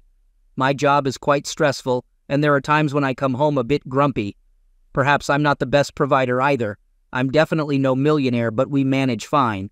We have a nice home, 2 luxury cars, my wife has a closet full of beautiful clothes, and our 8-year-old daughter Jennifer has tons of expensive toys. Ultimately, I'm just a simple, hard-working guy who loves his wife and family. Linda and I have been married for nearly 12 years, and for the most part, those years have been heavenly. I say for the most part because for the last couple of months or so, something just hasn't felt right between Linda and me. It's hard to pinpoint, but she's been acting strangely, somewhat aloof. On numerous occasions, without reason, she's found fault with something I did or said. That's just not like her. I attempted to discuss it, asking if she was upset with me for some unknown reason. But like all women, she'd insist that nothing was wrong other than feeling a bit tired or having had a bad day. Initially, I thought I'd give her some time to work out whatever was bothering her. However, as time passed, her detached attitude became old and downright aggravating. Apart from her attitude, as any married couple knows, a troubled relationship with your spouse affects closeness as well. I've always worked hard to keep our love life spontaneous and exciting, often starting foreplay by bringing a dozen roses home after work. In the past, such gestures never failed to lead to a fulfilling night. Lately, though, my romantic deeds are met with mere thanks and a peck on the cheek. Instead of accepting my expressions of love for what they are, it's as if she thinks they're some feeble attempt to make up for something I did wrong. It's been weeks since Linda initiated closeness, and my advances are either met with disinterest or the classic headache excuse. On rare occasions when she agrees, she remains passive while I do all the work. As time passed, I realized I was starting to mentally detach from the situation. I'd go home, play with my daughter, and pay as little attention to my wife as possible, making things worse. I felt desperate. So, when I had a minute or two at work, I began going over things in my mind. I thought back to when and how everything started. I tried to recall if I had done something that might have triggered the change in Linda's attitude, but was coming up empty. I ran a dozen different scenarios in my head, attempting a cause and effect analysis. The more I thought about it, the more one unthinkable explanation for Linda's behavior kept popping up. I wondered if it was possible. Could my wife be cheating on me? I told myself no, she would never do such a thing. But every time I tried putting 2 and 2 together, it was coming up 3. Me, Linda, and a lover. I tried telling myself there was simply no way, but you know what they say about curiosity. I did some reading on what kind of things to look for, differences in behavioral patterns, attire, schedules, and the like. Honestly, I hadn't noticed Linda wearing any revealing clothes or dressing handsomer. But then again, I only see her when I get home after work. Who knows how she dresses during the day? I also had no idea of her schedule. She's always running here or there. For what? Again, who knows? When it came to her change in attitudes, though, some of the symptoms sounded remarkably familiar. Considering hiring a private detective crossed my mind, but lacking concrete evidence, my thoughts were fueled only by suspicions, insufficient to justify the expense of a PI. Thus, I initiated my own investigation. Activities included calling the house during the day, discovering that she was home sometimes and not others. I then obtained an old external surveillance camera, discreetly mounting it beneath the garage eaves. Connected to a hidden tape unit behind some paint cans, my objective was to spot any unfamiliar cars at the house. However, after 2 weeks, no such cars appeared. Observing my wife leaving the house a few times, claiming she was home all day, the duration seemed too brief for any significant occurrences, unless her boyfriend possessed astonishing brevity. Perhaps these were minor errands she deemed insignificant to mention, definitely not evidence of an illicit affair. As time passed, with no proof of wrongdoing, my suspicions intensified. Her worsening moods and the absence of closeness for weeks left me frustrated. Approaching our 12th anniversary, I viewed it as an opportunity to inject some fun into our relationship. Having not enjoyed a night of dinner and dancing for a long time, I hoped it might rekindle the spark in our marriage. Ready to give it a try, we arranged for Jennifer to stay at my folks' house for an unrestrained evening. I booked a table at Plato's, one of Linda's favorite restaurants. As the maitre d' escorted us to our table, I hoped for the return of our old magic, but for some reason Linda appeared a bit tense. Ordering a bottle of wine with dinner, I observed Linda starting to relax and revert to her old self. Our conversation became light and playful. Post-dinner, it was evident my lovely wife was eager to hit the dance floor. Although I suggested trying a new dance club that had opened recently, Linda convinced me to go to our usual spot, a nice venue with romantic lighting and a cozy dance floor catering to an older crowd. They played danceable music, sparing me any arm twisting. Not a bad dancer, if I may say so myself, and this shared love for dancing was one of the things that brought Linda and me together. Securing a private table for two, we ordered drinks, took a sip each, and then strolled over to showcase more than the two-step. It felt like old times, and we both had a great time. After almost an hour of continuous dancing, we returned to our table for a break. I settled into the chair without fully sitting, while Linda took a sip from her glass of wine before excusing herself to the ladies' room. As I envisioned future bliss, watching my lovely mate gracefully sway her hips, I realized I wasn't the sole observer of her charms. Seated alone at a corner table on the opposite side of the dance floor was a very good-looking guy, attentively observing Linda's every step. Briefly, I thought I saw her make eye contact with him, prompting me to wonder if they knew each other. As she disappeared into the restroom, the guy seemed to glance in my direction with a smug look, though it was challenging to confirm from that distance. The venue strictly being a dance club, I pondered why a guy would come alone, concluding that, like Linda, his date was probably in the ladies' room. I kept a watchful eye on him while awaiting my beautiful wife's return. Walking past him on her return, I was certain I saw them both smile and exchange glances.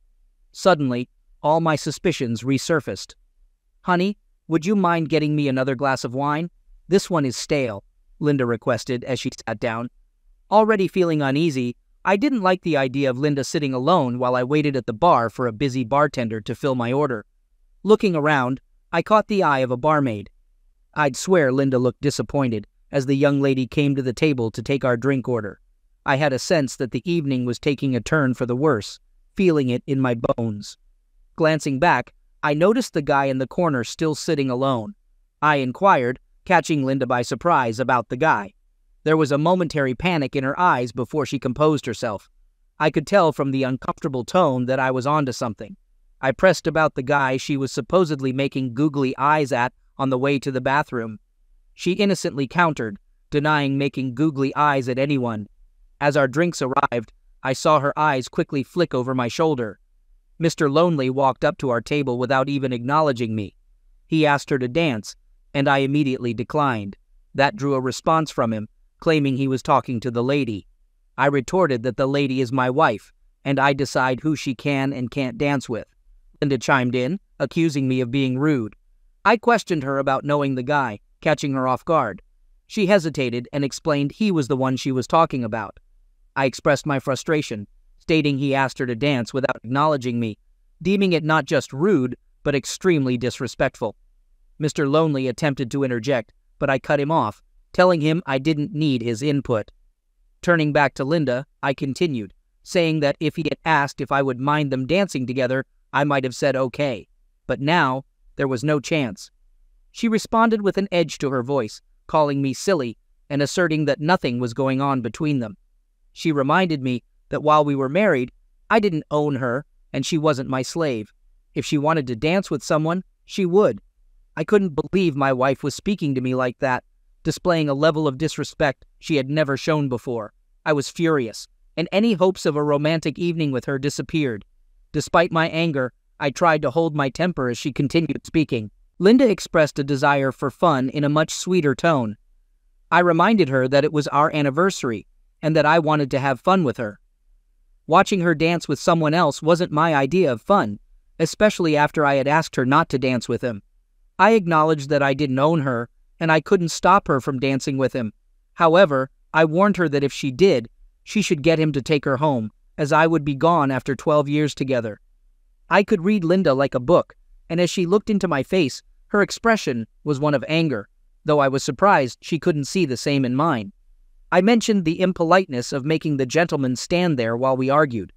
Linda snapped back, declaring she would dance with him, and we could talk about it later. The jackass had a triumphant smirk as he extended his hand for her to take.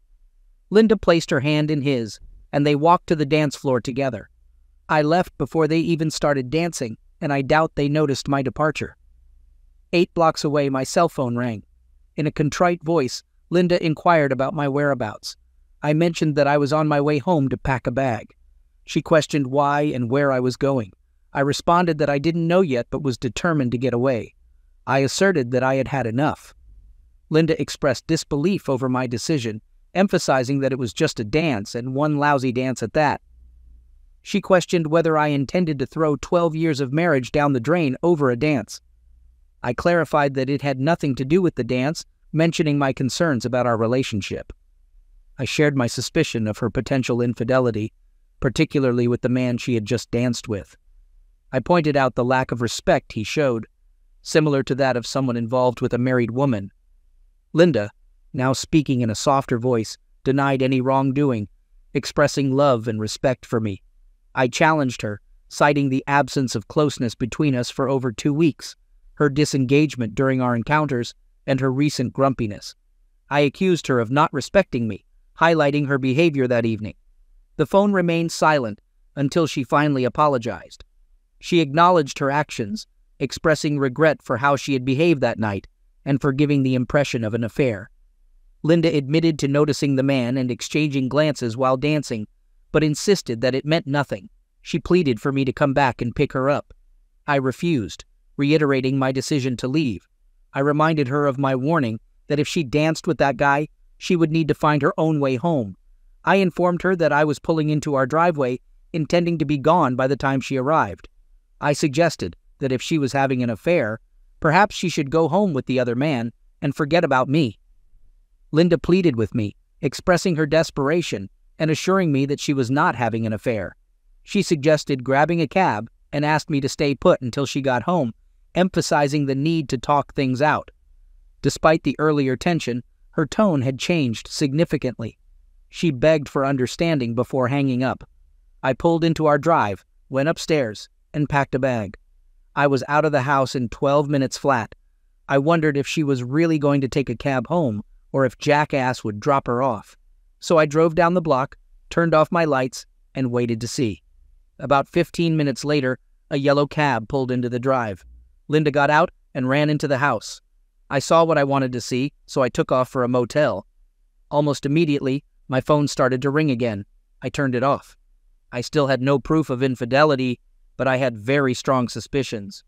I was almost positive Linda and the guy she danced with knew each other. I thought now might be the time for that private detective. If I wasn't home, maybe she'd go to her lover for consoling. The next day, I went through the yellow pages and found the PI with the best ad. I went down to his office and gave him a retainer. After that, I went into work. Tracy, my secretary, told me to call my wife immediately. She said Linda had called 20 times already, and something was definitely wrong. I explained that Linda and I were having problems, and I was not going to return her calls. I directed Tracy to convey that message during her next call. I also phoned the receptionist in the front lobby, instructing her not to allow Linda access to the offices if she were to come by.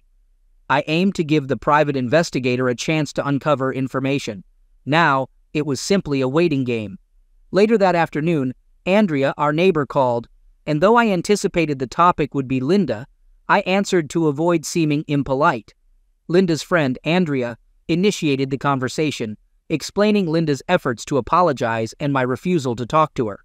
I affirmed that I had nothing to discuss with Linda. Andrea sighed slightly, mentioning Linda's denial of any infidelity and urging me not to believe such suspicions. I admitted to believing Linda might be cheating, citing her peculiar behavior for over 2 months and the events of the other night. Andrea questioned my confirmation, as Linda insisted they only danced. I clarified that I witnessed them exchanging looks before the guy approached our table, behaving rudely. Linda sided with him, and despite my warning, she danced with him. I expressed my suspicion that they were romantically involved. Andrea attempted to reassure me, claiming she had not observed any evidence of cheating and emphasizing Linda's acknowledgement of her mistake. She pleaded with me to talk to Linda, insisting that avoidance wouldn't solve anything. I acknowledged Andrea's point, but requested time for contemplation. I asked her to convey that I would call Linda in a couple of weeks. Andrea promised to deliver the message, urging me to call Linda. After our conversation, I pondered Andrea's words. Despite the doubts, I couldn't picture her lying to me. Over the next 2 weeks, I remained on edge, checking in with the investigator, who had no updates. Eventually, he called me to his office and handed over a manila packet. Opening it with shaky hands, he instructed me to skip to the bottom of page 5 for the essential information. Nervously flipping through the pages, I reached the bottom of page 5. Proof.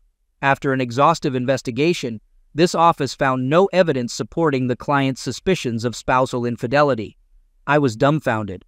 Unsure how to react, I looked back up at the man across the desk. I inquired about the certainty of the investigation's findings. The investigator assured me that they had tracked Linda's every move for the past 2 weeks, employing house surveillance, call monitoring, tailing her outings, and checking phone records and credit card statements. He conveyed that there were no signs of an affair. Overwhelmed with relief, I struggled to hold back tears in his office. The investigator advised me to go home to my wife and child, emphasizing the rarity of happy endings in his line of work. Expressing gratitude, I left and returned to my motel room, needing time to process everything. Over the weekend, I reflected on every detail. On Monday morning, I called Linda. She answered weakly and shakily. I identified myself and asked if she was okay, expressing concern about her sounding unwell. After a short pause, Linda apologized, admitting regret for taking me for granted.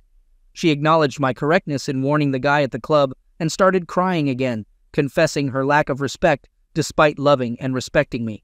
Linda pleaded for another chance, vowing never to make the same mistake. Her plea surprised me, considering her attitude at the dance club. When I didn't respond immediately, she assumed the worst. "You're not coming back, are you?" "Yes, I am," I reassured her, clarifying that it would be on a trial basis. I expressed my desire to have my original wife back, the woman I fell in love with and married. Linda insisted that she was here, waiting for the man she loves. Skeptical, I mentioned the bad attitudes, lack of passion, and disrespect I had experienced over the past 2 months. Despite her sincerity, I remained unconvinced. I informed her that I would collect my belongings from the motel after work and be home that night. After a moment of silence, she expressed her love for me and apologized for the way she had treated me. She conveyed her deep regret and emphasized her fear of losing me. I can't say I didn't still have reservations. I was still upset. And even with all the evidence to the contrary, I just couldn't shake the feeling that Linda knew that guy. At the dance hall after work, I picked up my clothes and went home. Jennifer came running and almost tackled me at the door. She asked where I had been. I explained I had been out of town for a while. She obviously knew nothing of our problems. Linda was right there also. She put her arms around me and showered me with kisses. I passionately kissed her back. In the end, I couldn't deny I loved my wife. That was 2 years ago, and married life has been wonderful again. Linda is once more the woman I married, both in and out of the bedroom. A couple of months ago, she threw me a surprise birthday party. In the past, we always treated Linda's birthday as a special day, but only started celebrating mine after my return home. Last night was our 14th wedding anniversary. This time, Linda planned the entire evening. When I returned home from work, she surprised me with tickets for a dinner playhouse to see Man of La Mancha, one of my favorite plays. Later, we drove down to the lakefront and walked along the beach, enjoying the moonlight and warm breezes from the lake. Expressing gratitude for the wonderful anniversary, I put my arm around her and pulled her close. She coyly acknowledged the arousal in my pants, to which I agreed that we should head home to address it. About half an hour later, we were in our bedroom, tearing at each other's clothes. To this day, I remain uncertain if she was cheating on me. I'll probably never know for sure, but I'm glad I chose to come back home. Although spring had officially begun on the calendar a few weeks prior, it was only on this day that I could venture out without my winter coat, marking the end of another Chicago winter. Stepping outside, I inhaled the lingering, fresh scent of morning dew from an overnight April shower. I fondly remembered the warm, secure feeling wrapped in my husband's arms while listening to the gentle rhythm of the rain. En route to my car, I marveled at the beautiful blue wildflowers resiliently growing in the lawn. Despite the severity of the winter, they persisted in their pursuit of a new beginning, a fresh start at life. Each spring, I would sing along with the car radio on my way to a quaint coffee shop to meet Kathy, a good friend I hadn't seen in a while. Kathy's son was the same age as Jennifer, my daughter. We became fast friends years ago at a school function and have remained close ever since. Kathy, already seated at a small table in the corner by the window, waved and smiled through the glass as I passed on my way to the front door. The aroma of fresh brewed coffee filled the busy cafe as I joined the line of customers waiting for my cup of Colombian heaven. Spotting me, Kathy stood up. We greeted each other warmly with giggles as we hugged before taking our seats. I remarked that it had been a while and inquired about how she had been. Kathy's eyes sparkled as she answered me. The conversation flowed, encompassing old times and laughter over amusing incidents at school functions. As we discussed our children, both acknowledged how quickly they grow up. About an hour into our conversation, Kathy leaned over the table and lowered her voice. I mimed locking my lips with a key and responded, "What's up?" Kathy explained that she had been kind of seeing a guy. My head snapped up from sipping my coffee as I met her eyes. I asked, "What do you mean, kind of seeing this guy? Are you having an affair?" Kathy responded with an impish half-smile. Kathy shared that she hadn't done anything yet, but was considering having a fling with a guy named Cody. She acknowledged the naughtiness of it, but expressed feeling alive when with him. She admitted liking Cody and feared he might lose interest if they didn't become more involved. In response, I asked if she was willing to risk her marriage for him. Kathy clarified that she had no intention of marrying Cody and just wanted a little fling, referring to it as the spice of life with a smile. She assured me that she would make sure her husband, Bruce, wouldn't find out, emphasizing how it would crush him if he knew she was with someone else. Kathy added that Cody was married too, highlighting the need for both of them to be cautious. For the past 2 years, I had harbored a secret that remained undisclosed, with no intention of sharing it with anyone. As I looked at my friend, I made the decision to take a risk. Recalling the past, I asked Kathy to think back to a couple of years ago when Harry and I were going through a rough patch. He actually left me for a while, and she acknowledged remembering it, but mentioned she never knew the details. I confessed that I never disclosed it to anyone, and emphasized the importance of her promise to keep it a secret. After a moment, Kathy assured me that she promised not to reveal it, understanding the potential impact on her own marriage. As a waitress brought fresh coffee, I waited until our cups were filled before continuing. I shared that, after 12 years of marriage, I felt a sense of boredom, with everything becoming routine. It was strange considering all those years had passed, and I found myself questioning what I was doing and where I was going. I felt stuck, lacking a real life for myself. Kathy interjected, expressing understanding of my feelings. She shared that she knew precisely how I felt, believing that most women experience similar emotions. It wasn't about not loving our husbands, she emphasized, as she loved Harry with all her heart. However, suddenly, it seemed like that love wasn't enough, and something was missing. She admitted slipping into a slight depression, where nothing seemed fun anymore, not even lovemaking. Despite Harry going above and beyond for her, especially in the bedroom, she couldn't find happiness. Even school functions became a drag, she added. After taking a sip of my coffee and glancing at Kathy to gauge if my story was resonating, I could see that I had her attention, so I continued. I then met Terry. I confirmed it with a slight nod of my head when Kathy asked if I had an affair. I admitted that it was an emotional affair, expressing relief that it hadn't escalated into something physical. I sighed and conveyed gratitude for that. Describing Terry as gorgeous, with rugged good looks, sandy blonde hair, and flashing blue eyes like Robert Redford. I noted he was tall, standing over 6', and even with his clothes on, I could see he had a nice build. I acknowledged that I was staring, but couldn't bring myself to look away until he caught me. I blushed when he looked at me and smiled, and we started to flirt with each other. The experience was exciting and felt wicked. Eventually, I came to my senses and continued with my shopping down the produce aisle. Recapping, I recounted the encounter when I reached for some tomatoes and accidentally bumped into him. He greeted me with those captivating big blue eyes and a charming smile, saying, "Hi, Kathy." Uncomfortably, I admitted feeling a physical response, which embarrassed me. Hoping he wouldn't notice, I blushed and recalled the awkward moment.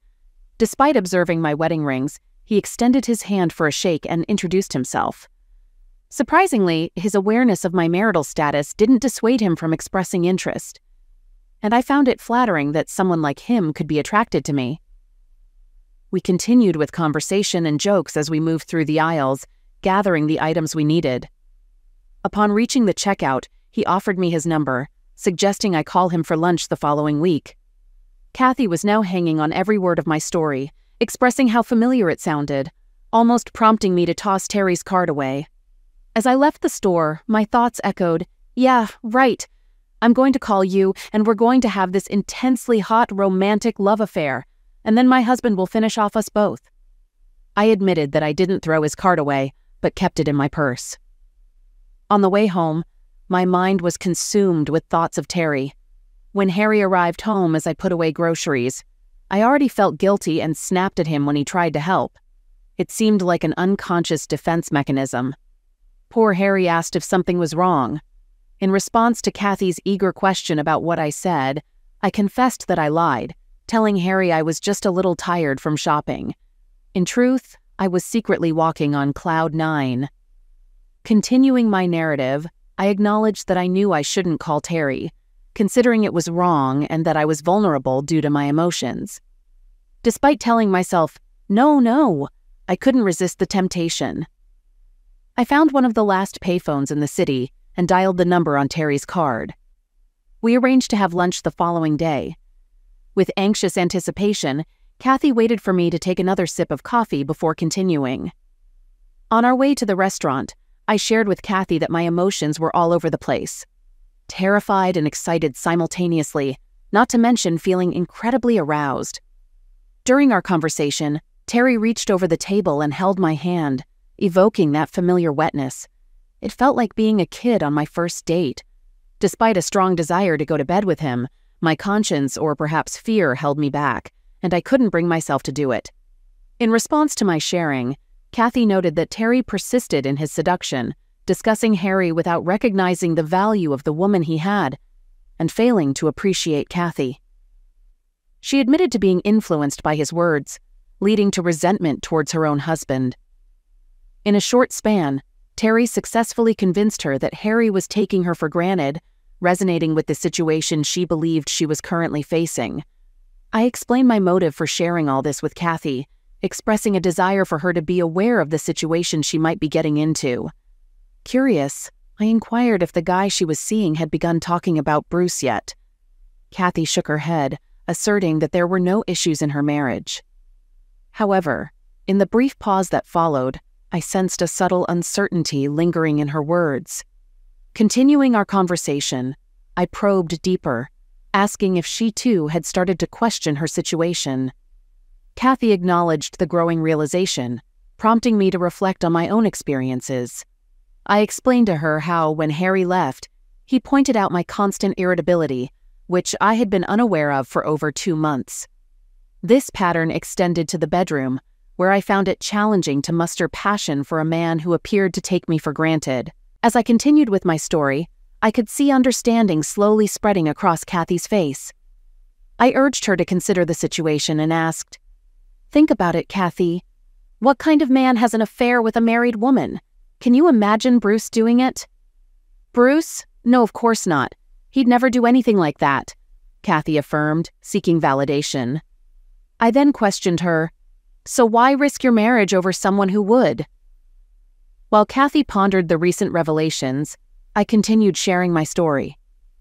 Anyway, we had lunch again the next week, and fidelity to Harry became increasingly challenging. By the third lunch, Terry almost persuaded me to go back to his apartment. Seeing his frustration with my excuses, I realized that another lunch might lead us to bed together. As we left the restaurant after that third lunch, I casually mentioned my need for a new dress as Harry was planning to take me out for our anniversary. I spoke of a dance club where we used to have fun, and Terry seized the opportunity. Arrogantly, he declared his intention to be there and dance with me, claiming it would teach Harry a lesson about my desirability. Despite my objections, he insisted it could make Harry appreciate me more. Kathy expressed disbelief and concern, asking if Terry had actually shown up. I confirmed that he did, revealing that I noticed him as soon as we entered the venue. Despite the awkward situation, I refrained from saying anything, not wanting to spoil the enjoyable time Harry and I were having. However, matters took a turn when Terry approached and invited me to dance. Kathy reacted with shock, whispering an astonished, "Oh my God." To worsen the situation, Terry completely ignored Harry and behaved rudely towards him. Understandably, Harry became defensive and issued an ultimatum, insisting that I couldn't dance with Terry. Stubbornly, I got angry and declared my intention to dance with Terry anyway. Despite Harry's warning that he wouldn't be there when we returned from the dance floor, I dismissed it. As we began dancing, I confronted Terry about his rude behavior in front of Harry, questioning why he had to act that way. Terry explained that he wanted to put Harry in his place, further fueling my anger. Despite Terry holding me close on the dance floor, my primary concern was that Harry was watching, and I feared his heightened upset. I was so preoccupied that I didn't even realize the first dance had ended, and we were already on to our second. When the dance was over, I told Terry not to ask for any more. I insisted I was going to spend the rest of the evening with my husband. On my way back to the table, I noticed Terry was following me. I confronted him, asking what he thought he was doing. He claimed he wanted to apologize to Harry. Upon returning to the table, Harry wasn't there. Terry sat down, stating he'd wait with me until he returned. I doubted he had any intention of apologizing. It seemed more like he wanted to toy with Harry some more. "Why?" Kathy asked. "Why would he want to do that?" I thought about it and concluded he must have figured that since he hadn't succeeded in getting me into bed yet, he'd create trouble between Harry and me. I was sure he hoped I'd turn to him for comfort, imagining he'd console me between the sheets. As the night wore on, I suspected Harry was in the men's room. I told Terry to go back to his table, but he kept stalling. When the waitress came over, he ordered us drinks. That's when she asked if we wanted to start another tab. I wondered aloud about the first tab, questioning its necessity. She explained that Harry had paid it before his sudden departure, leaving me stunned and feeling abandoned. As I narrated the events, Kathy's face mirrored my distress, and her own emotions began to surface. A solitary tear escaped from Kathy's eye and rolled down her cheek. Kathy voiced concern, suggesting we stop discussing it, given my emotional state. Despite her suggestion, I insisted on sharing the whole story, believing it was crucial for her to know. I continued, recalling how, in the aftermath, I reached out to Harry, urging him to return and pick me up. That's when he dropped the bombshell. Suspecting an affair, particularly with Terry, Harry declared his intention to pack a bag, leaving me uncertain about his return. I reached for a napkin, dabbing my eyes as I explained to Kathy how the realization hit me with overwhelming force. It was as if someone had suddenly turned on the lights, bringing everything into sharp focus. I acknowledged that it wasn't Harry taking me for granted. Rather, it was me, taking him, Jennifer, and our life together for granted. The weight of risking my entire marriage over someone undeserving struck me. Despite pleading with Harry to return for a conversation, he refused, leaving me with no choice but to call a cab. Kathy, curious about Terry's role in the situation, asked what he had been doing. I shared that Terry persisted, claiming Harry didn't deserve me and urging me to go home with him. I chuckled as I recounted telling him to drop dead. Even after that strong dismissal, Terry tried one last time. Outside, as the cab pulled in, he attempted to kiss me. In response, I swiftly delivered a knee to his groin, warning him of an inappropriate contact suit if he ever tried to contact me again. Kathy reached over, offering support as I wiped away more tears. Recounting the events, I shared how, upon reaching home, I discovered Harry had left. My attempts to contact him were futile as his cell was turned off. The fear of my marriage unraveling and losing everything we had built overwhelmed me. It was the most scared I had ever been. Desperation led me to confide in Andrea, our neighbor, hoping Harry might open up to her. He did, but his only response was the need for time to think, promising to call in a couple of weeks. Realizing pressure would backfire, I decided to give him space, enduring what felt like the worst 2 weeks of my life. In the presence of our daughter Jennifer, I maintained a facade of strength, explaining that Daddy was out of town. Yet, in moments of solitude, tears flowed uncontrollably. I feared I had irreparably damaged my relationship with Harry, especially if he believed I was unfaithful. In tears, I apologized to Kathy, finding it difficult to discuss even now. After a deep breath, I continued, sharing the painful journey. As I revealed the details, I emphasized how close I came to losing everything, and how it made me realize the significance of what I had. Love, I emphasized to Kathy, had to surpass lust. The love between Harry and me was irreplaceable, and I considered myself incredibly fortunate. Kathy responded in a contemplative tone, expressing understanding and admitting she wouldn't know how to handle her husband leaving. When asked if I ever told Harry the truth, I explained that I couldn't risk it, given the closeness of losing him. Living in constant fear of him discovering the truth, I emphasized how I've tried to be the best wife since the day he came home. No longer taking him or our marriage for granted, I expressed gratitude daily and showed Harry my appreciation with passionate sincerity. Despite the lingering fear, I could only hope that my efforts would be enough if he ever discovered the truth. Kathy reassured me with a comforting squeeze of the hand, expressing gratitude for sharing my story and averting a potential mistake. Grateful for the conversation, we discussed tentative plans for our next meeting before parting ways. I felt a sense of accomplishment, knowing I had prevented my friend from making a regrettable decision. Upon arriving home, I had ample time to welcome my daughter Jennifer with a kiss and an after-school snack. Reflecting on how quickly she was growing up, I marveled at the passage of time, realizing she would soon be 10 years old. Time flies, I thought to myself. When Harry returned from work, I greeted him warmly with hugs and kisses. It struck me that I had never opened up about that painful period in our marriage until that day.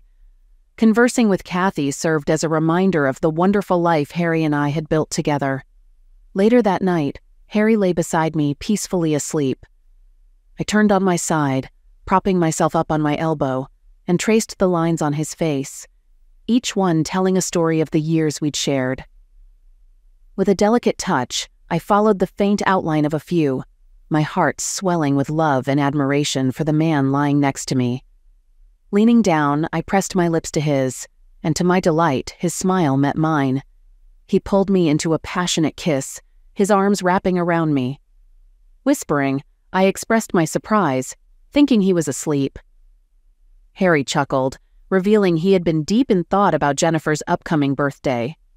When I suggested a baby brother or sister for her, it wasn't entirely unexpected.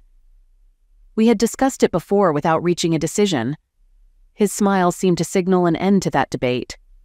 With Jennifer's birthday just 2 months away, I playfully hinted at getting started. Harry's broad smile indicated he was on board. 2 months later, we celebrated Jennifer's 10th birthday with a big backyard party, inviting all her friends and ensuring plenty of ice cream and cake for everyone. After the festivities, we surprised our daughter with an additional lavish gift, the news of a new baby brother joining our family. Story 4. The past few months had been a whirlwind of deadlines, negotiations, and relentless travel. As a senior manager for an international trading firm, my calendar was a battlefield, with little room for anything outside work. The relentless pace wasn't new to me. I'd spent years climbing the corporate ladder, juggling family, and battling jet lag. Yet, no matter how accustomed I was to the chaos, this stretch had tested my limits. It wasn't just the job that wore me down. A subtle shift had crept into my personal life, one I couldn't quite put my finger on. My wife Jean's calls had grown less frequent, her messages shorter. Even the kids sounded distant when I managed to connect with them during late-night time zones. It felt as though the fabric of my life was unraveling, thread by thread. but I kept telling myself that it was just the distance talking. After enduring a grueling 20-hour flight from Singapore to Chicago, including a tedious layover in Taipei, I arrived at O'Hare drained and disheveled. Though seated in business class, the experience was a far cry from luxury, and even celebrating my birthday mid-air felt hollow. Yet the real weight on my shoulders wasn't the journey. It was the meeting awaiting me back in Chicago, where the head of our international trading desk was poised to deliver a reckoning. We landed around 8:30 a.m., and I caught a shuttle to the Chicago Sheraton. I'd booked the room the night before, so it was ready when I arrived. After dropping my bags, I showered and went to the gym. I worked out for an hour, half weights, half treadmill, then took a long shower, finishing with cold water until I was practically frozen. After warming up, I was as alert as I could get. I headed to the hotel restaurant for the breakfast I'd missed: pancakes, scrambled eggs, bacon, sausage, and 4 cups of coffee. By 10:30 a.m., I was at J.P. Morgan on Dearborn for my meeting. They took me to a small conference room, and I was left alone for 17 minutes, standing by the window, silent. I counted to 1,020 Mississippi during the wait. From my time in Asia, I'd learned not to show weakness. When Joe Rutledge, VP of International Stocks, and corporate lawyer Samuel Young entered, I knew someone was getting fired, and it wasn't going to be either of them. Joe wasted no time. "What the hell happened in Singapore?" he demanded, slamming the table. "We sent you to stabilize things, and you approved buying $300 million in stock for a company with zero data." "Yes," I replied flatly. Joe's face turned purple. "Care to explain?" I calmly listed the facts. The CEO was top tier, the management had decades of experience, and the aquaculture project had real backing, including reports from Deloitte and KPMG. "Then why is their stock dropping?" Joe shot back. "They went public at $17, and now they're at $9.55. "You're missing the bigger picture," I told him. "We own 25% of the company. We're the largest shareholder, and the drop's due to short sellers, mostly Chinese, with some Thai and Vietnamese players, trying to tank the company or acquire it cheaply." Joe wasn't convinced. "It's just a failure." I stood my ground. "We need to stick to our plan." In the end, he didn't listen. "The council's made its decision. You're out." Samuel then offered me a severance package: 3 months' salary, vacation days, stock options, and nearly $800,000. But my reputation was shattered, and future job prospects were non-existent. By 2 o'clock, I had signed the paperwork, rolled my 401k into an IRA, returned all company property, and was escorted out. I stood on the sidewalk, feeling strange, as though something were terribly wrong. I quickly grabbed a cab back to the hotel, my mind racing with the thought that I might collapse on the street alone. In my room, I grabbed a mini bottle of whiskey, mixed it with 7-Up, and poured it over ice. Blasphemy, I know. I sat down to think. At 42, I wasn't ready to retire, but was I too old to start over? The only option seemed like a gamble. If I didn't have the courage to move forward, how could I expect others to? So I went shopping. An hour later, I had a new laptop with Windows 11 and the software I needed to track investments.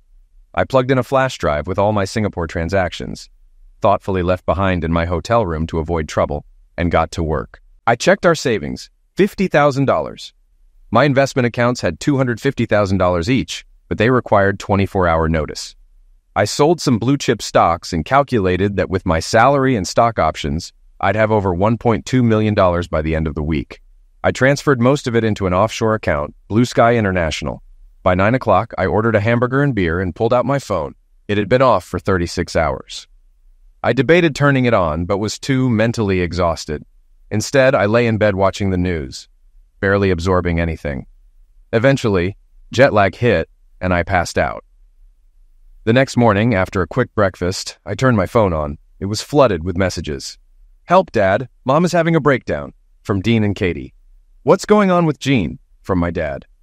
"Happy birthday, why aren't you answering your phone?" from Jean's parents. "Happy birthday, Dad," from Dean and Kathy. "Happy birthday, Adam," from Team Singapore. "Happy birthday, son," from my dad. "Happy birthday, little brother," from my sister Georgia. There were calls from Dean saying Mom had been crying but had calmed down. No calls from Jean, no birthday greetings, and no explanation for her strange behavior. It felt like I didn't exist. I caught the 8:30 flight to Springfield and called home to find the house in chaos. The kids had left their games and trash everywhere. The kitchen was a mess, and the laundry room was full of dirty clothes. It took hours to clean up. Later, I checked the aquaculture stock, down to $9.37. But I wasn't worried. When it hit $25, we'd be in a great position. I checked our bank account again. Everything seemed normal, but my mind was racing. I went to the garage, reconnected the Audi's battery, and it started right up. I went to the store, bought groceries for Thai green curry, and made a small victory out of the chaos. Jean's car pulled into the driveway as I finished cooking. The kids rushed inside, shouting that Dad was home. I hugged them tightly, kissed them repeatedly, and felt tears well up. Katie clung to me, sobbing. Dean was quieter, but just as glad to see me. We stayed like that for a long time, the world outside seeming to disappear. When I looked up, Jean was standing in the doorway watching us. Her expression was distant, almost sad, and a couple of tears rolled down her cheek. She waited until I stood, holding the kids, then pulled me into a brief, gentle kiss. "Welcome home, Adam," she said, her tone flat, her body language tense. Her eyes didn't linger on me for long. That smells good," she sniffed. "What is it?" "Thai green curry," I replied, beaming. Dean and Katie exchanged confused glances. "I don't know what it is, Dad, but it smells really good," Dean said. He smiled and hugged me while Kathy wrapped her arms around my neck, legs off the ground. "You two go clean up and get ready for dinner," Jean ordered. "You'll have plenty of time with your dad later." Jean gave me a quick hug and a kiss on the cheek. "You look exhausted, Adam," she observed, assessing me. "How come you're back so soon? I thought you were supposed to be away another 8 weeks. "Turns out the bosses didn't like some of my ideas," I admitted. "I just got fired." She flushed, struggling for words. "Well, we'll figure something out." "But what about you?" I asked, staring at the almost unfamiliar woman in front of me. After 15 years of marriage, she felt more like a stranger. "Are you—" Her eyes clouded. Then she quickly recovered. "It's work," she said, trying to smile. "The market's down. There's a lot of pressure on everyone." She gestured to show the gravity of the situation. At that moment, the kids returned from cleaning up and rushed over to me. "We'll talk later," Jean said, heading toward the kitchen. We sat down for dinner, the first family meal in 4 months. I served the food and poured Jean and me some cool white wine. Dean wanted Mountain Dew, and Kathy asked for water. We ate together, and I shared stories about Singapore, dragon boat races, ninja tag, and other team-building activities. After dinner, Dean and Kathy disappeared for a moment and returned with a wrapped present. "Happy birthday, Dad!" they exclaimed. Jean's hands flew to her mouth in surprise. I opened the gift, a Brothers in Arms CD set. I'd always wanted it, and I kissed the kids in thanks, their smiles wide with joy. Jean, looking embarrassed, said, "I'm so sorry, Adam, I totally forgot." I could have reminded her of the gold diamond earrings I'd given her for her birthday, but instead I focused on the kids. "You don't have to get me anything," I said, smiling. "Being home with my family is enough." Dean and Katie jumped into my arms, calling out, "Love you, Daddy." We chatted for a while, but soon they needed to do their homework, and Jean and I started cleaning up the kitchen. "What's going on with you, Jean?" I asked. "You're not the person I know." She stopped, then slumped, clearly weary. I don't know, Adam. I guess I'm depressed. You've always traveled a lot, but this last time was too long. It feels like we don't even live the same life anymore." She started crying. "I feel lost." I pulled her into a hug. She resisted for a moment, then let me hold her as she sobbed softly. We stayed like that for a while, but I knew we couldn't solve everything in one night. We agreed that we both needed to make sacrifices for a future where I could retire by 50 and we could enjoy life together. Afterward, Jean suggested I spend time with the kids. I helped Katie with her homework, then did the same for Dean. When I kissed Katie goodnight, I walked over to Dean's room. "Mom's not okay, Dad," he said quietly. "She's crying and not doing much around the house. She even forgot your birthday." He looked around to make sure we weren't being overheard. "I think she's having a nervous breakdown. Please fix it, Dad." I nodded, though I had no idea how to help. Later, I heard Jean talking on the phone. She hung up quickly when she saw me. "Who was that?" I asked, raising an eyebrow. "One of the girls from the office," she replied, cutting off the conversation. We exchanged a long look. She wasn't going to talk, and I could sense her anger, though she wasn't showing it. Whatever was troubling her, it was serious, but I could already feel the jet lag hitting again, and I still had a lot to figure out. It was 9:30 when I checked the Singapore Stock Exchange. They had been trading for 2 hours, and CA was at $9.90, slightly up from the previous day. I went upstairs to wait for Jean. She finished in the bathroom, came out wearing an oversized t-shirt, and walked into the bedroom. I cleaned up and climbed into bed, reaching for her. She tensed for a moment before cuddling against me. "Please, just hold me," she whispered in a soft voice. I held her for a long time. Something was off. She wasn't the woman I knew. Had I been away too long? Was the separation too hard? But she never mentioned anything. No affairs, no change of heart. Then a thought hit me. What if she's sick? What if it's something serious, and she doesn't know how to tell me? I couldn't stop the worry, but eventually exhaustion and jet lag took over and I fell into a deep sleep. In my dreams, I chased an elusive shadow I couldn't catch. I woke at 4:30, still feeling drained. I decided to go for a run and promised myself I'd buy melatonin to help adjust my sleep schedule. After an hour, I returned to find Jean had left a note asking me to feed the kids breakfast and take them to school. It was still early, so I checked my bank account.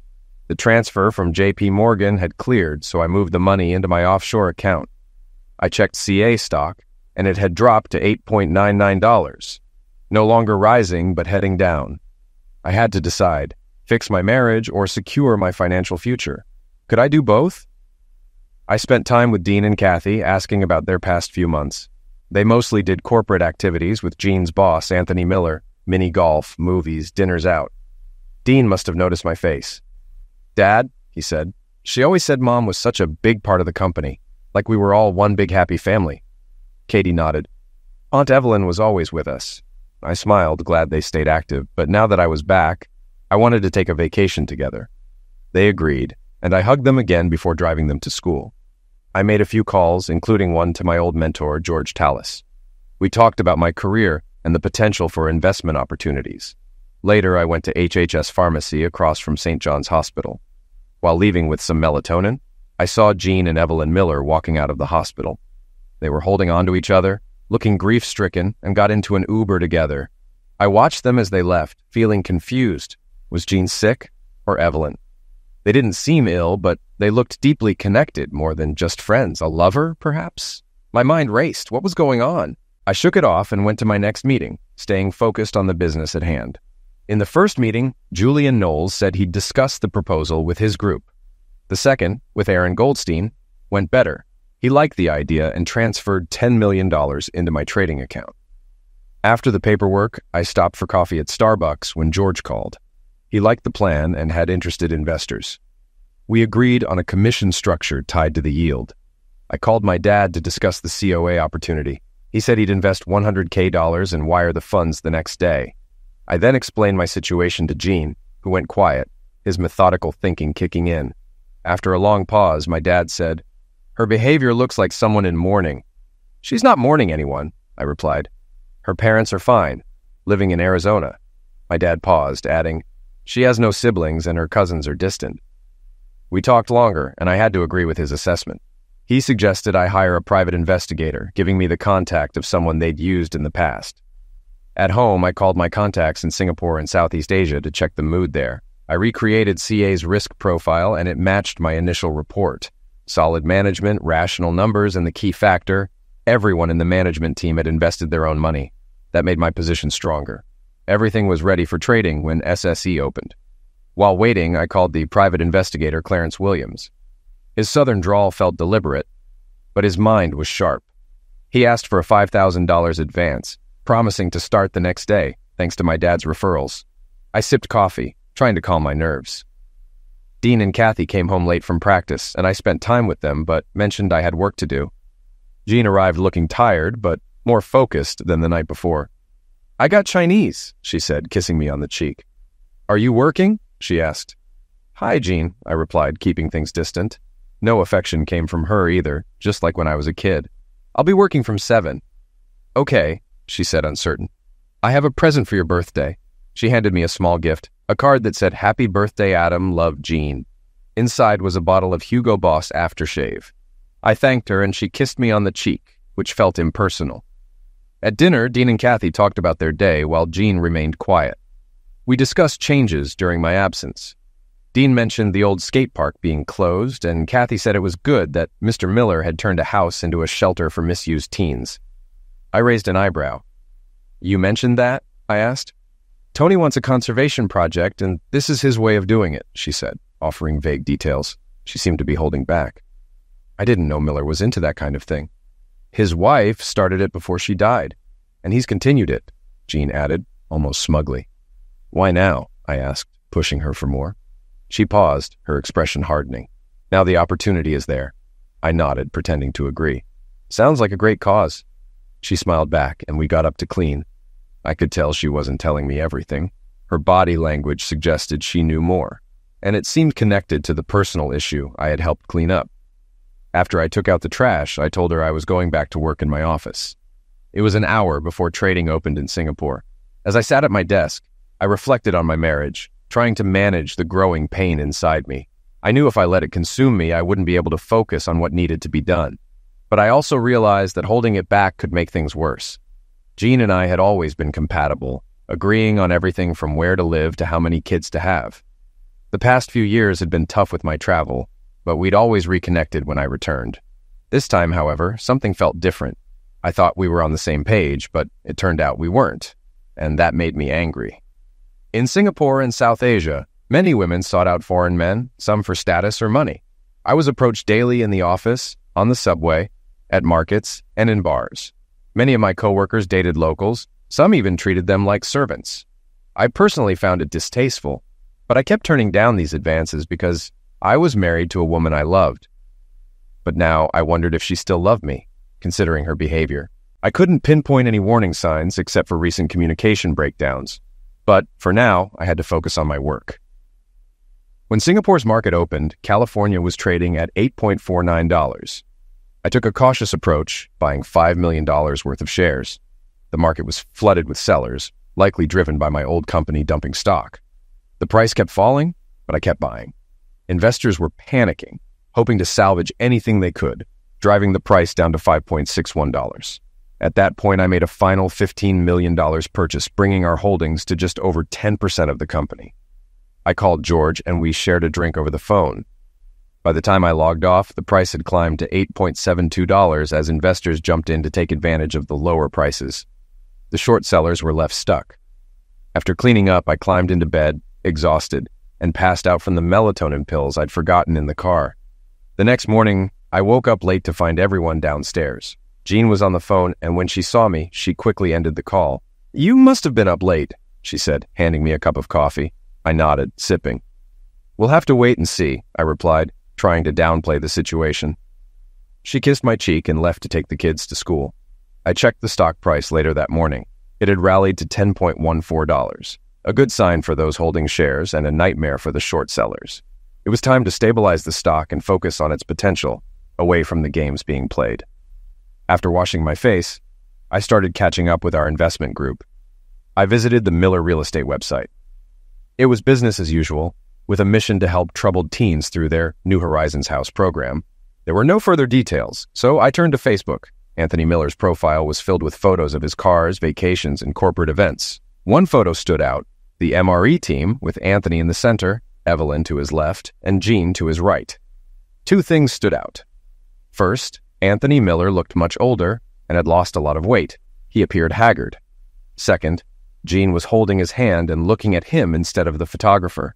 It wasn't necessarily significant, but it felt off. I browsed Jean's Facebook page, which was full of family photos, including a few from happier times. Everything else was mundane. Work, school, sports. There was no real insight, just surface-level updates. The last photo of us together was over 2 years ago, and most recent posts were cryptic, reflecting on life and praying for positive outcomes. I called Clarence Williams again, who reassured me that investigations take time. Then I spoke with my father, who advised me to avoid jumping to conclusions and let the experts handle things. I was torn between trying to fix things with John or doing nothing and risking regret. I called a prominent local lawyer for advice. She suggested I try to repair the marriage rather than rush into a divorce. "There are rarely winners," she said. "Mostly there are only losers." Next, I reached out to Chad, one of Jean's former colleagues. We met for lunch and I asked him about MRE. He was reluctant at first, but soon told me that after Tony Miller's wife passed away, he became less driven, and his daughter Evelyn became his focus. Chad added that Tony and Jean had become close, even calling her his office wife. Before leaving, Chad mentioned a rumor. Anthony Miller had been diagnosed with cancer. I followed up with a call to St. John's Hospital, where I learned Tony was in the oncology ward. Later that evening, Jean confronted me about visiting the MRE website. I tried to remain calm. "I was just trying to understand what's going on," I said. She pressed me, accusing me of spying. "I looked for what I found," I replied, keeping my poker face. She then mentioned I'd also checked Evelyn's Instagram. I was caught off guard. "Why are you acting like this?" she asked, growing emotional. I took a drag from my cigarette and exhaled slowly, knowing she hated it. "Who are you?" I asked, trying to keep my voice steady. Jean struggled to answer, finally saying, "I'm your wife, Adam Carter. That's who I am." But her tone lacked conviction. She looked at me, unsure of herself. "I'm not sure," she added quietly. I stepped back as Jean gasped and ran inside. I finished my drink and went to work. CEA's stock was climbing, hitting $11.92 with strong momentum. I stayed online, tracking the market. While most stocks were flat, CEA was showing significant movement. A couple of hours later, George and I agreed this was a solid trend we could take advantage of. That night, I crashed on the fold-out couch with a blanket. The next morning, I was surprised to see CEA closed at $13. The trend was strong, and our investors had doubled their money. If it hit $25, we'd see over 300% profit. After getting the kids off to school, I went to the gym, then grabbed a late breakfast at IHOP, making some calls. Later, I met with George for 2 hours to discuss starting a joint brokerage, with offices in Springfield and Chicago. He'd handle the business structure while I worked on a market plan. By late afternoon, Jean came home alone and we sat down in the living room. She poured me a bourbon and herself some wine. "I don't know what you think I've been doing while you've been away," she started, tense. I took a sip. "I haven't thought about it." "Well, you've been very disrespectful to me," she said. I raised an eyebrow. "Is that how you feel?" She nodded but paused. "I'm sorry, Adam," she said. "You're not home anymore. We're like strangers." "After 17 years, we're strangers because I've been gone 4 months?" I asked, incredulous. The texts, Skypes, and calls didn't matter? She wiped away a tear. "There was pressure, but you're my husband, and I'm your wife." She stood up abruptly, leaving me sitting there, confused. I heard her cell phone ring, but couldn't make out the conversation. It wasn't long before she came downstairs in a gray dress and pearls. "Go shower and get dressed. I'll make a reservation at the Chesapeake," she said. In 15 minutes, I was ready. We drove to the restaurant, and she started with a gin and tonic. I ordered a Singapore sling to beat her to it. At dinner, she ordered mussels, and I had oysters. We drank Chardonnay and talked about the kids. She seemed unconcerned about my job situation. "You're one of the smartest people I know, Adam. I'm sure you'll find something soon," she said, smiling. Her optimism didn't match reality. I was a pariah at the company, and our future now hinged on my stubbornness regarding CA. As the evening went on, we talked about friends and family, the usual stuff. She asked about former coworkers, and I avoided mentioning MREs until I had more information. For the main course, I ordered the captain's platter, and she had lobster. She treated me to wine, and I wondered if she was trying to get me drunk. If she was, it worked. The evening passed easily, and she was affectionate, caressing my hand and looking into my eyes. If she was having an affair, she was doing a great job of hiding it. When we got home, I went to bed, and the next morning I woke up to the smell of breakfast.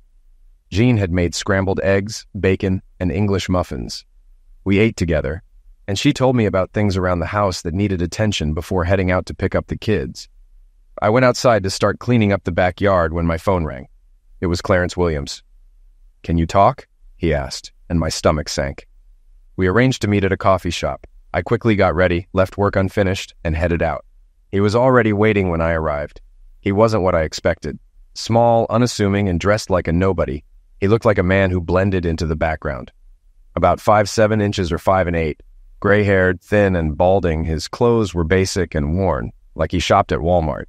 Yet the high-end cell phone he pulled out didn't match his shabby appearance, and I couldn't help but smile inwardly. He'd clearly perfected the image of a lowlife. We shook hands, and his firm grip confirmed that there was more to him than met the eye. Without wasting time, he got straight to the point. "Let's not beat around the bush, Mr. Carter," he said. We didn't catch your wife at the hotel, but we have evidence that she's been having an affair with her boss, Anthony Miller, for at least 2 years. It's well known at the office." Clarence went on to explain that their daughter, Evelyn, knew about it and even helped cover it up.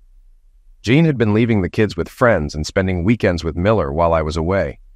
The words hit me hard. My pulse raced as Clarence spoke, but I could barely hear him anymore. It was one thing to suspect an affair, but hearing it confirmed by a stranger was unbearable.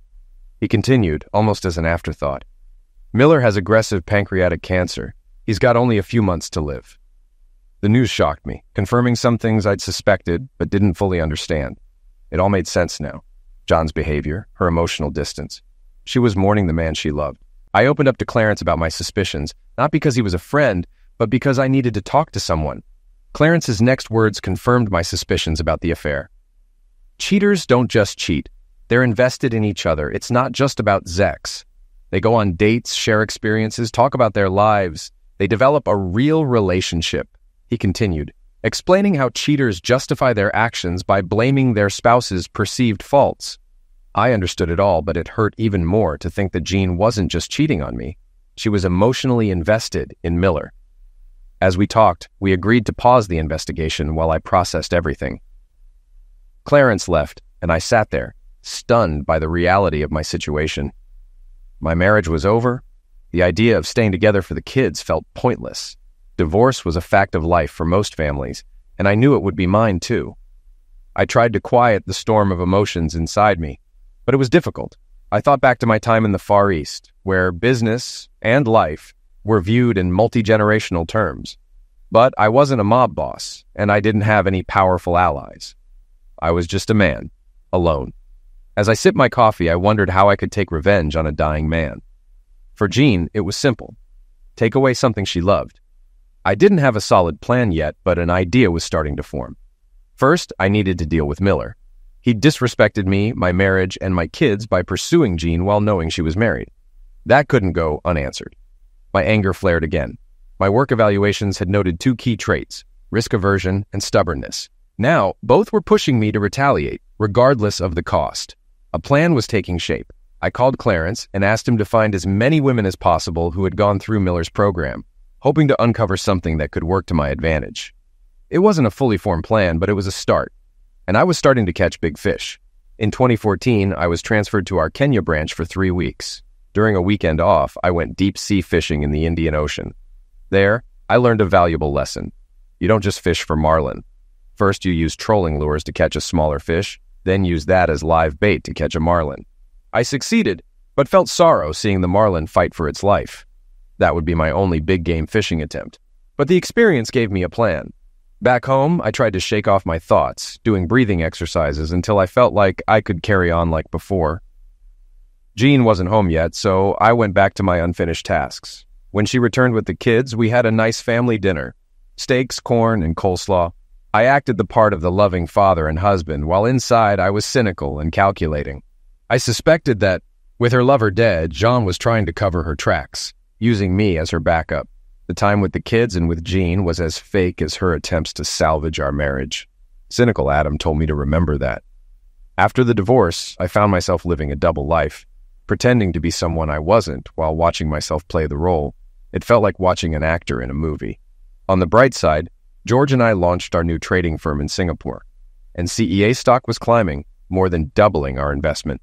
I became paranoid, setting up strict security on my devices and deleting everything unnecessary. I would upload data to the cloud, reformat my phone, and then call investors, preparing to buy out parts of their businesses.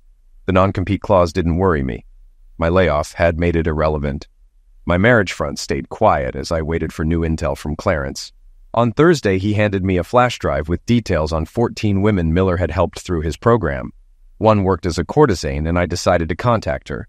I bought a new phone and arranged to meet her at a motel. She was small, tattooed, and introduced herself as Layla. After some haggling, I paid her for information on the shelter she'd stayed at after being kicked out by her stepfather. She told me she'd been taken in by Mrs. Miller after being found on the streets and had stayed there for months before leaving. Her story wasn't unique, but it gave me the information I needed. I asked her about her time at the shelter and whether she'd been bullied. After some negotiation, she agreed to help me. wanting $5,000 for her trouble. As we talked, I explained that Miller had destroyed my marriage and I wanted to destroy his. She raised her price to $20,000, then $25,000, promising to use the power of the Me Too movement to get back at Miller. We agreed on a plan. She would gather information, and I promised to help her start a new life afterward. I gave her my contact info, asking her to save it under a fake name. Phase 1 was complete, and I had the leverage I needed. At home, I kept playing my dual role, acting normal on the outside while my mind ran in circles. Jean seemed oblivious, too focused on the Miller Legacy project to notice. I continued to gather information on how far along the project was without raising any suspicion. We cooked and ate together like old times. Over breakfast, Jean mentioned she'd be busy helping with the opening of New Horizons House on Monday at 10. I already knew the details from the company's website and social media. I pretended to be interested and subtly probed. She mentioned the mayor and local media, including CBS, would be there. Did they stop the chemo so Tony could attend? I heard her ask. I didn't catch the answer. Jean got emotional, saying, "It's going to be life-changing." But I thought, not if I had anything to do with it. The divorce papers were ready, just waiting for my go-ahead. Illinois had no-fault divorce laws, and I couldn't sue Miller for loss of affection. It would simply be a case of irreconcilable differences. The day started well for me. Our stock had hit its issue price and was rising. After some coffee, I tuned into WMA radio. At 9:30, Evelyn was interviewed about MRE's social responsibility programs. She talked about New Horizons House as an evolution of her mother's work, which her father continued. It sounded like a feel-good story, and the host encouraged donations. But then a call came in that changed everything. A woman, Layla, claimed Miller had misused her. Evelyn freaked out, denying it, but Layla wasn't done. "Your father ruined me," she cried, revealing she worked as a courtesan because of Miller's actions. The station went into chaos, with listeners divided. Some dismissed Layla as a liar, while others supported her. The situation escalated when more women called in, each with their own harrowing stories. One woman even sobbed, admitting Miller had maltreated her when she was young. The calls kept coming, the story gaining traction fast. By lunchtime, social media was in a frenzy. Women across the country shared their own stories of misuse under the Me Too movement, turning the incident into a viral firestorm. I called Vicky, a journalist friend, to see if she'd heard about the WMA interview. She had, and after I mentioned my wife's involvement with MRE and New Horizons, she said she'd look into it. If true, it could be the biggest misuse case Springfield had seen in generations. By the time the dust settled, the damage was done. Social media was flooded with angry reactions, and the story spread worldwide. I felt a headache coming on as the weight of it all hit me. When the kids were at school, I collapsed into the shower, overwhelmed with guilt and grief. I cried harder than I had since my mother's end of life. The line I had crossed couldn't be undone. I had unleashed chaos, and now I had to face the consequences. Nietzsche's words echoed in my mind. He who fights with monsters must take care lest he become a monster himself. I picked up Dean and Kathy, then drove home to make chicken stir-fry with noodles and a small salad. We waited for Jean, but she didn't show up. I tried calling, but her phone was off. We ate, and I saved a plate of food for her in the microwave and a small salad in the fridge. Dean, Katie, and I played a board game while Jean was still missing. By 10 p.m., the kids went to bed, and I was alone when Jean finally walked in. She looked drained, like she had been through a storm. Her eyes were heavy, and her hair was disheveled. "You heard?" she sighed. "Have you heard what they're saying about Tony?" She groaned, collapsing into a chair. I handed her a drink. She downed half of it in one gulp. "Yeah, sounds like your boss is a carnivore," I said flatly. "Where there's smoke, there's fire." "No, Adam," she quickly protested. "He's a good man. He would never do anything like that." I pressed on. "Time for phase 2, Jean." She looked up, surprised. "You obviously didn't know him very well." "You don't know me," I shot back. "We've been married a long time. You know what I'm capable of, and I know you. You may know Miller as your boss, but who knows what he's really like?" No, she whispered, shaking her head. "He's a good man. I'd know." I raised an eyebrow. "How do you know? He's your boss. He could be hiding a lot of things." She sighed. "I haven't interacted with him much, but I always felt like he was hiding something. He's the kind of guy you wouldn't leave alone with your wife or daughters." "And, you know," I asked. She froze, her face drained of color. No, never," she snapped, but her response was more defensive than certain. Because you're a beautiful woman, Jean, I said. And if what they're saying is true, he's probably not the man you think he is. She burst into tears, staring into her drink, as if hoping for answers that weren't there. She finished it, then headed upstairs, exhausted. "Good night," she said quietly to the kids. After her shower, I pretended to be asleep when she came down in her robe. I heard her on the phone with someone, likely Evelyn. I caught fragments of her conversation. She kept saying nightmare and asking, why isn't there more than one woman saying she was attacked? Then she mentioned, I don't think this will go away easily. She made a second call. Hi, Tony, I heard her say, her tone more soothing. I caught snippets. It'll all be resolved. It's a misunderstanding. She moved to the kitchen and I heard her whisper, I love you too. The microwave beeped and she spent some time alone, likely snacking. By the time she went to bed, I was already asleep. Saturday morning, I made breakfast and took Dean and Kathy to sports practice. When I got home, I spoke with Vicky, who told me another woman had come forward, bringing the total to 4. MRE was distancing itself from the New Horizons project, and local civic groups were issuing denials. By mid-morning, the Attorney General's office had announced a full investigation. By the time I got home, the story had almost disappeared from the news. The stock market was closed, so there was nothing to do. I spoke with George about business and with my father about my marriage. He agreed it was beyond repair. I feel for Dean and Kathy, he said, but they'll adapt like all kids do. I called Jean. Where are you? I asked, concerned. Evelyn and the lawyers are trying to fight these lawsuits. She hesitated, but eventually the lawyerly advice couldn't help. Over the weekend, MRE's attendance dropped by over 80%. By Monday, the phones were ringing off the hook with canceled orders. The opening of New Horizons was postponed until the negative press died down. That Monday, a woman came forward with an unusual revelation. Married to a wealthy businessman, she shared that she had spent 8 days at the house before contacting her parents. During her stay, Miller had misused her twice. She left her lawyers details for all the other sufferers to contact, encouraging them to file a class action lawsuit. By the end of the week, 5 things had happened. First, Miller was interviewed at the hospital by the district attorney, but his condition worsened afterward. Second, 3 of the 5 women came forward and testified, all claiming to have been attacked around 5 years ago. Third, the media frenzy grew so intense that MRE shut its doors. Jean, still hopeful, told me every night how Evelyn was trying to keep the business afloat while vendors and customers left.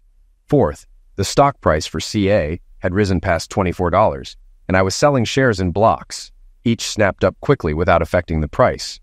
We recouped our initial investment and still held 2/3 of the stock. Fifth, I was ready to celebrate. My dad had taken Dean and Kathy for the weekend, and I'd bought a chilled bottle of 2012 Veuve Clicquot. But when I pulled into the driveway, I saw an MRE-branded BMW parked next to Jean's Lexus. I entered the house to find Jean crying, with Evelyn consoling her. Ladies, I greeted them, walking over to the crystal cabinet. I uncorked the champagne with a flourish and filled 3 glasses. They stared at me, stunned, as I raised a glass. Salute, I said, drinking half of mine with a burp. Then the shouting began.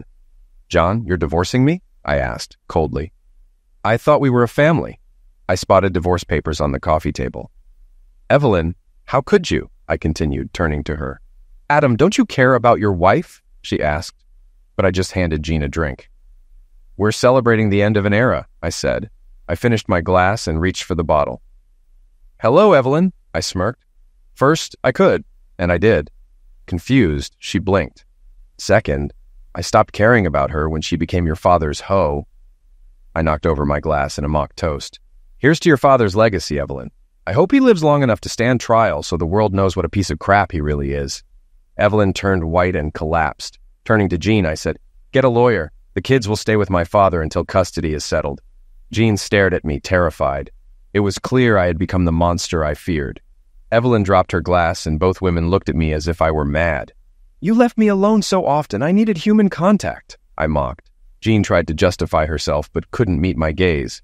I understand, I said humorlessly. And how's that working for you now? Then Evelyn snapped.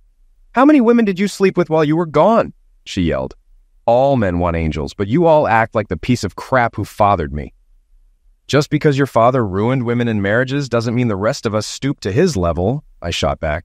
I leaned toward Evelyn. Your father is an offender and a criminal. He'll probably die before going to prison. His legacy project will never happen, and MRE will file for bankruptcy. His money will be frozen by the courts. You'll have to move and change your name." She trembled, crying. "I think you helped lure these girls, just like Ghislaine Maxwell did with Epstein," I added. She was speechless, horrified. "I need to contact the media about you," I said calmly. "No, please," she begged. "It's all a lie. My father's a good man." I turned to Jean. "You have 2 hours to pack and leave," I said coldly. "If you're still here when I return, I'll call the press."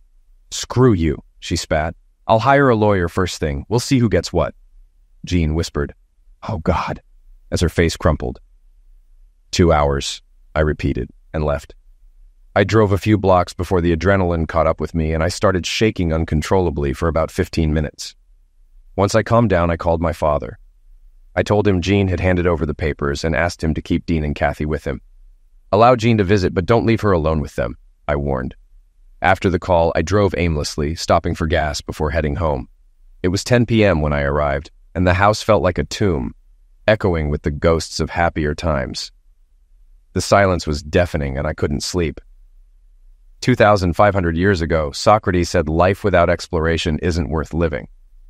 Lying in bed, trying to avoid examining my own thoughts, I couldn't escape the feeling that things were spiraling beyond control, and there was no turning back. I feared the chaos on social media might spill into the courtroom, and I worried I'd be implicated. I decided I needed to get Layla out of town to sever any connection to the issue. With that settled, I fell into a restless half-sleep.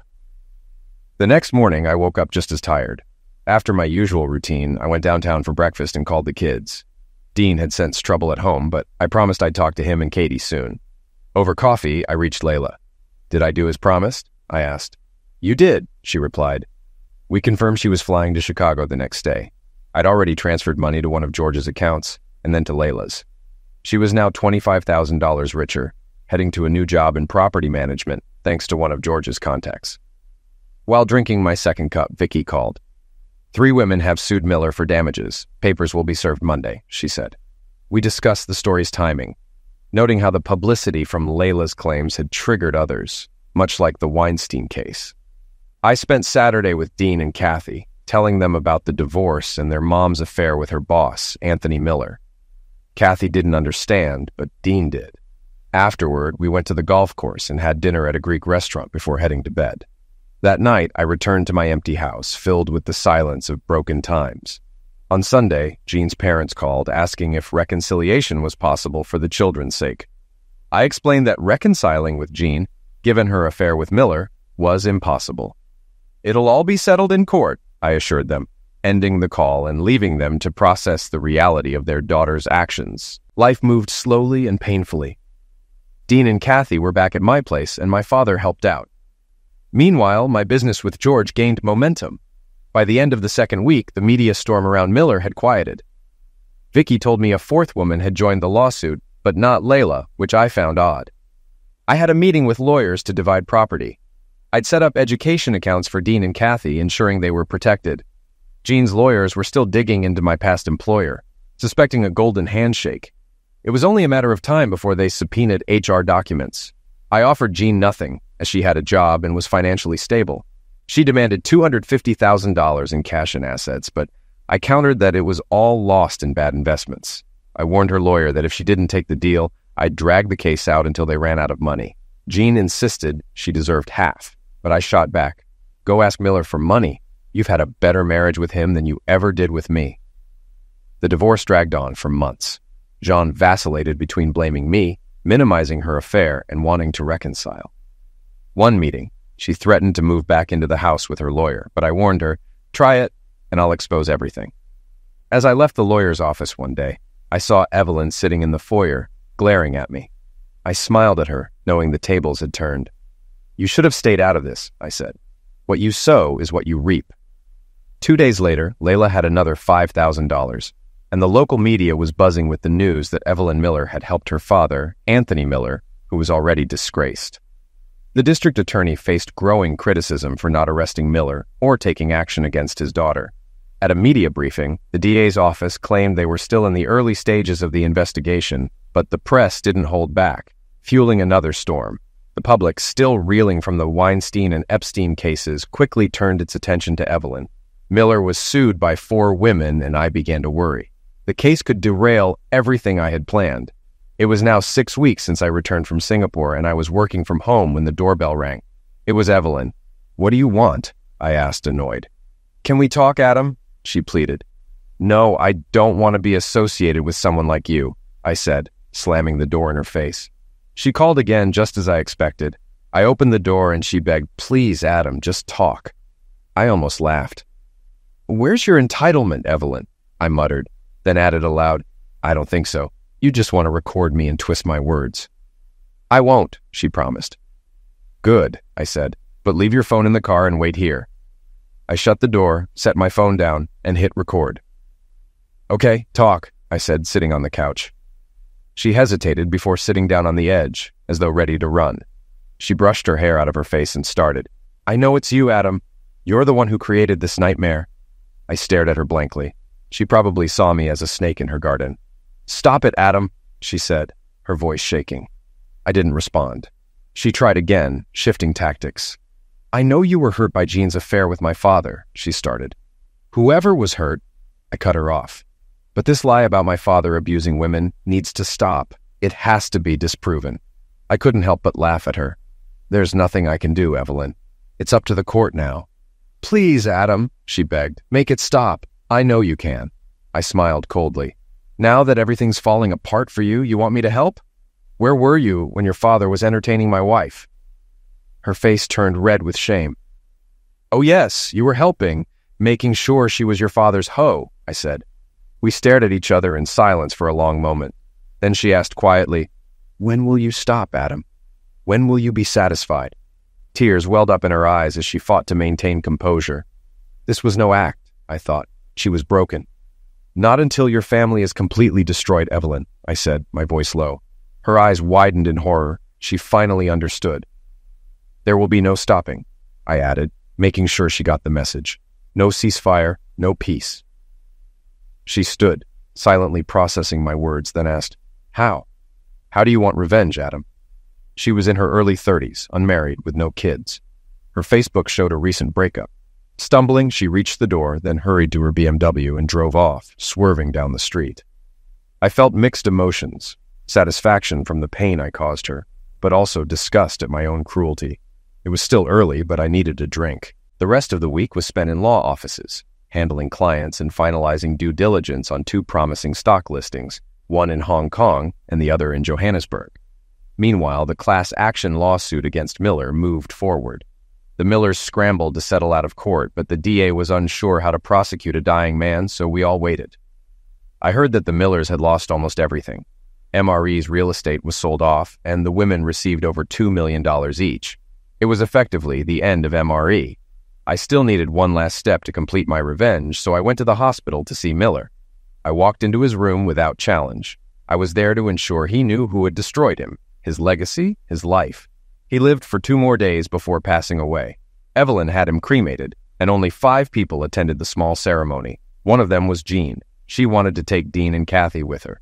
I looked her in the eye. "I'll see you dead first." "You would, wouldn't you?" She spat back, her face a mix of fear and hatred, just like Evelyn's the last time we met. "I didn't realize you were so vindictive," she said. "You ruined him. It was you, wasn't it?" "And for what? Because he and I had a relationship?" she cried, tears streaming down her face. I laughed bitterly. "You're the one who planted the seeds, Jean. Why didn't you just tell me you wanted someone else? We could have divorced, and that would have been the end of it." She paused, then quietly admitted, "I loved Tony. He gave me what I needed. When he was with me 100%. With you, I always felt like your job came first." She wiped her eyes with a tissue. "When we had Dean and Katie, I wasn't even second place. It was always your job, the kids, and I got whatever was left. I needed someone to put me first. I could have walked away, but instead, I pulled out my phone. "Listen to this," I said, playing a recording of Miller's voice. "Was it worth it?" I asked. "No," Miller wheezed. "You ruined everything I spent my life building." I laughed harshly. "It's your fault, Miller. I ruined you." "How did you find out about me using them?" he gasped. I laughed again, then stopped. I thought I was imagining it, but now I get why those women went after you. It only took one crack, and everything shattered. Screw you, Carter, he wheezed. He tried to sit up, showing the last of his defiance. Jean collapsed catatonic. I walked away. She was no longer my concern. When MRE started selling assets, I bought the house they were turning into New Horizons House for cheap. It wasn't easy to get everything together, but it fell into place like it was meant to be. Once the deal was done, I went public, announcing that I'd bought the house and was turning it into a shelter for misused women, run entirely by women.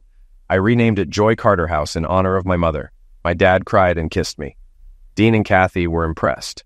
The house was put in trust, with me, Dad, and the 4 women who sued Miller as trustees, all contributing to make it happen.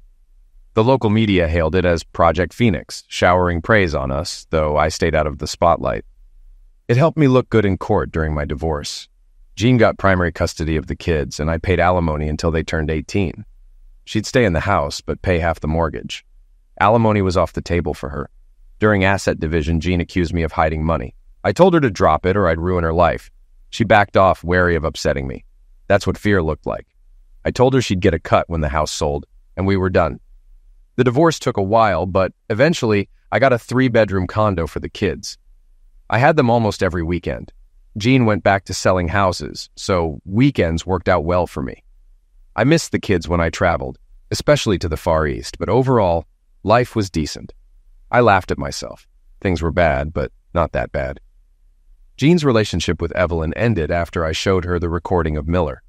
I also circulated an edited tape of his confession. Evelyn left a couple months later, and I never heard from her again. I met Layla, whose real name was Leanne Roxton in Chicago. She had turned her life around. "Did you know?" I asked her, curious about the unspoken truth. She admitted that no one directly acknowledged the misuse out of fear. I offered $5,000 to a few women I knew to say they were misused, but Layla was skeptical. The second woman I reached out to was Rita French, who broke down on the phone. After the radio broadcast of Miller's daughter, Rita finally came forward. "You could have made so much money," I said, sympathizing. She shook her head. "By the time they sued Miller, I was in Chicago. I didn't know what was going on. When I looked again, it was over. But you gave me a good start, Adam. Thank you." That was it. My revenge was complete, and it had gone better than I expected. I kept telling myself I wasn't a monster, but was I? The Millers were finished, like something out of fiction. I'd learned the art of revenge and executed it in ways I never imagined. Business was thriving, and George was talking about retiring, maybe selling me his share. Dean and Kathy adjusted as teenagers do: school, friends, sports. Mom and Dad became background players, useful for cash and rides. Life went on. 4 years after the divorce, Jean married an older man. Dean and Kathy liked him. I remained single, still struggling with trust. Encouraged by my father, I started seeing a counselor to work through my issues. But it was clear I still had a long way to go.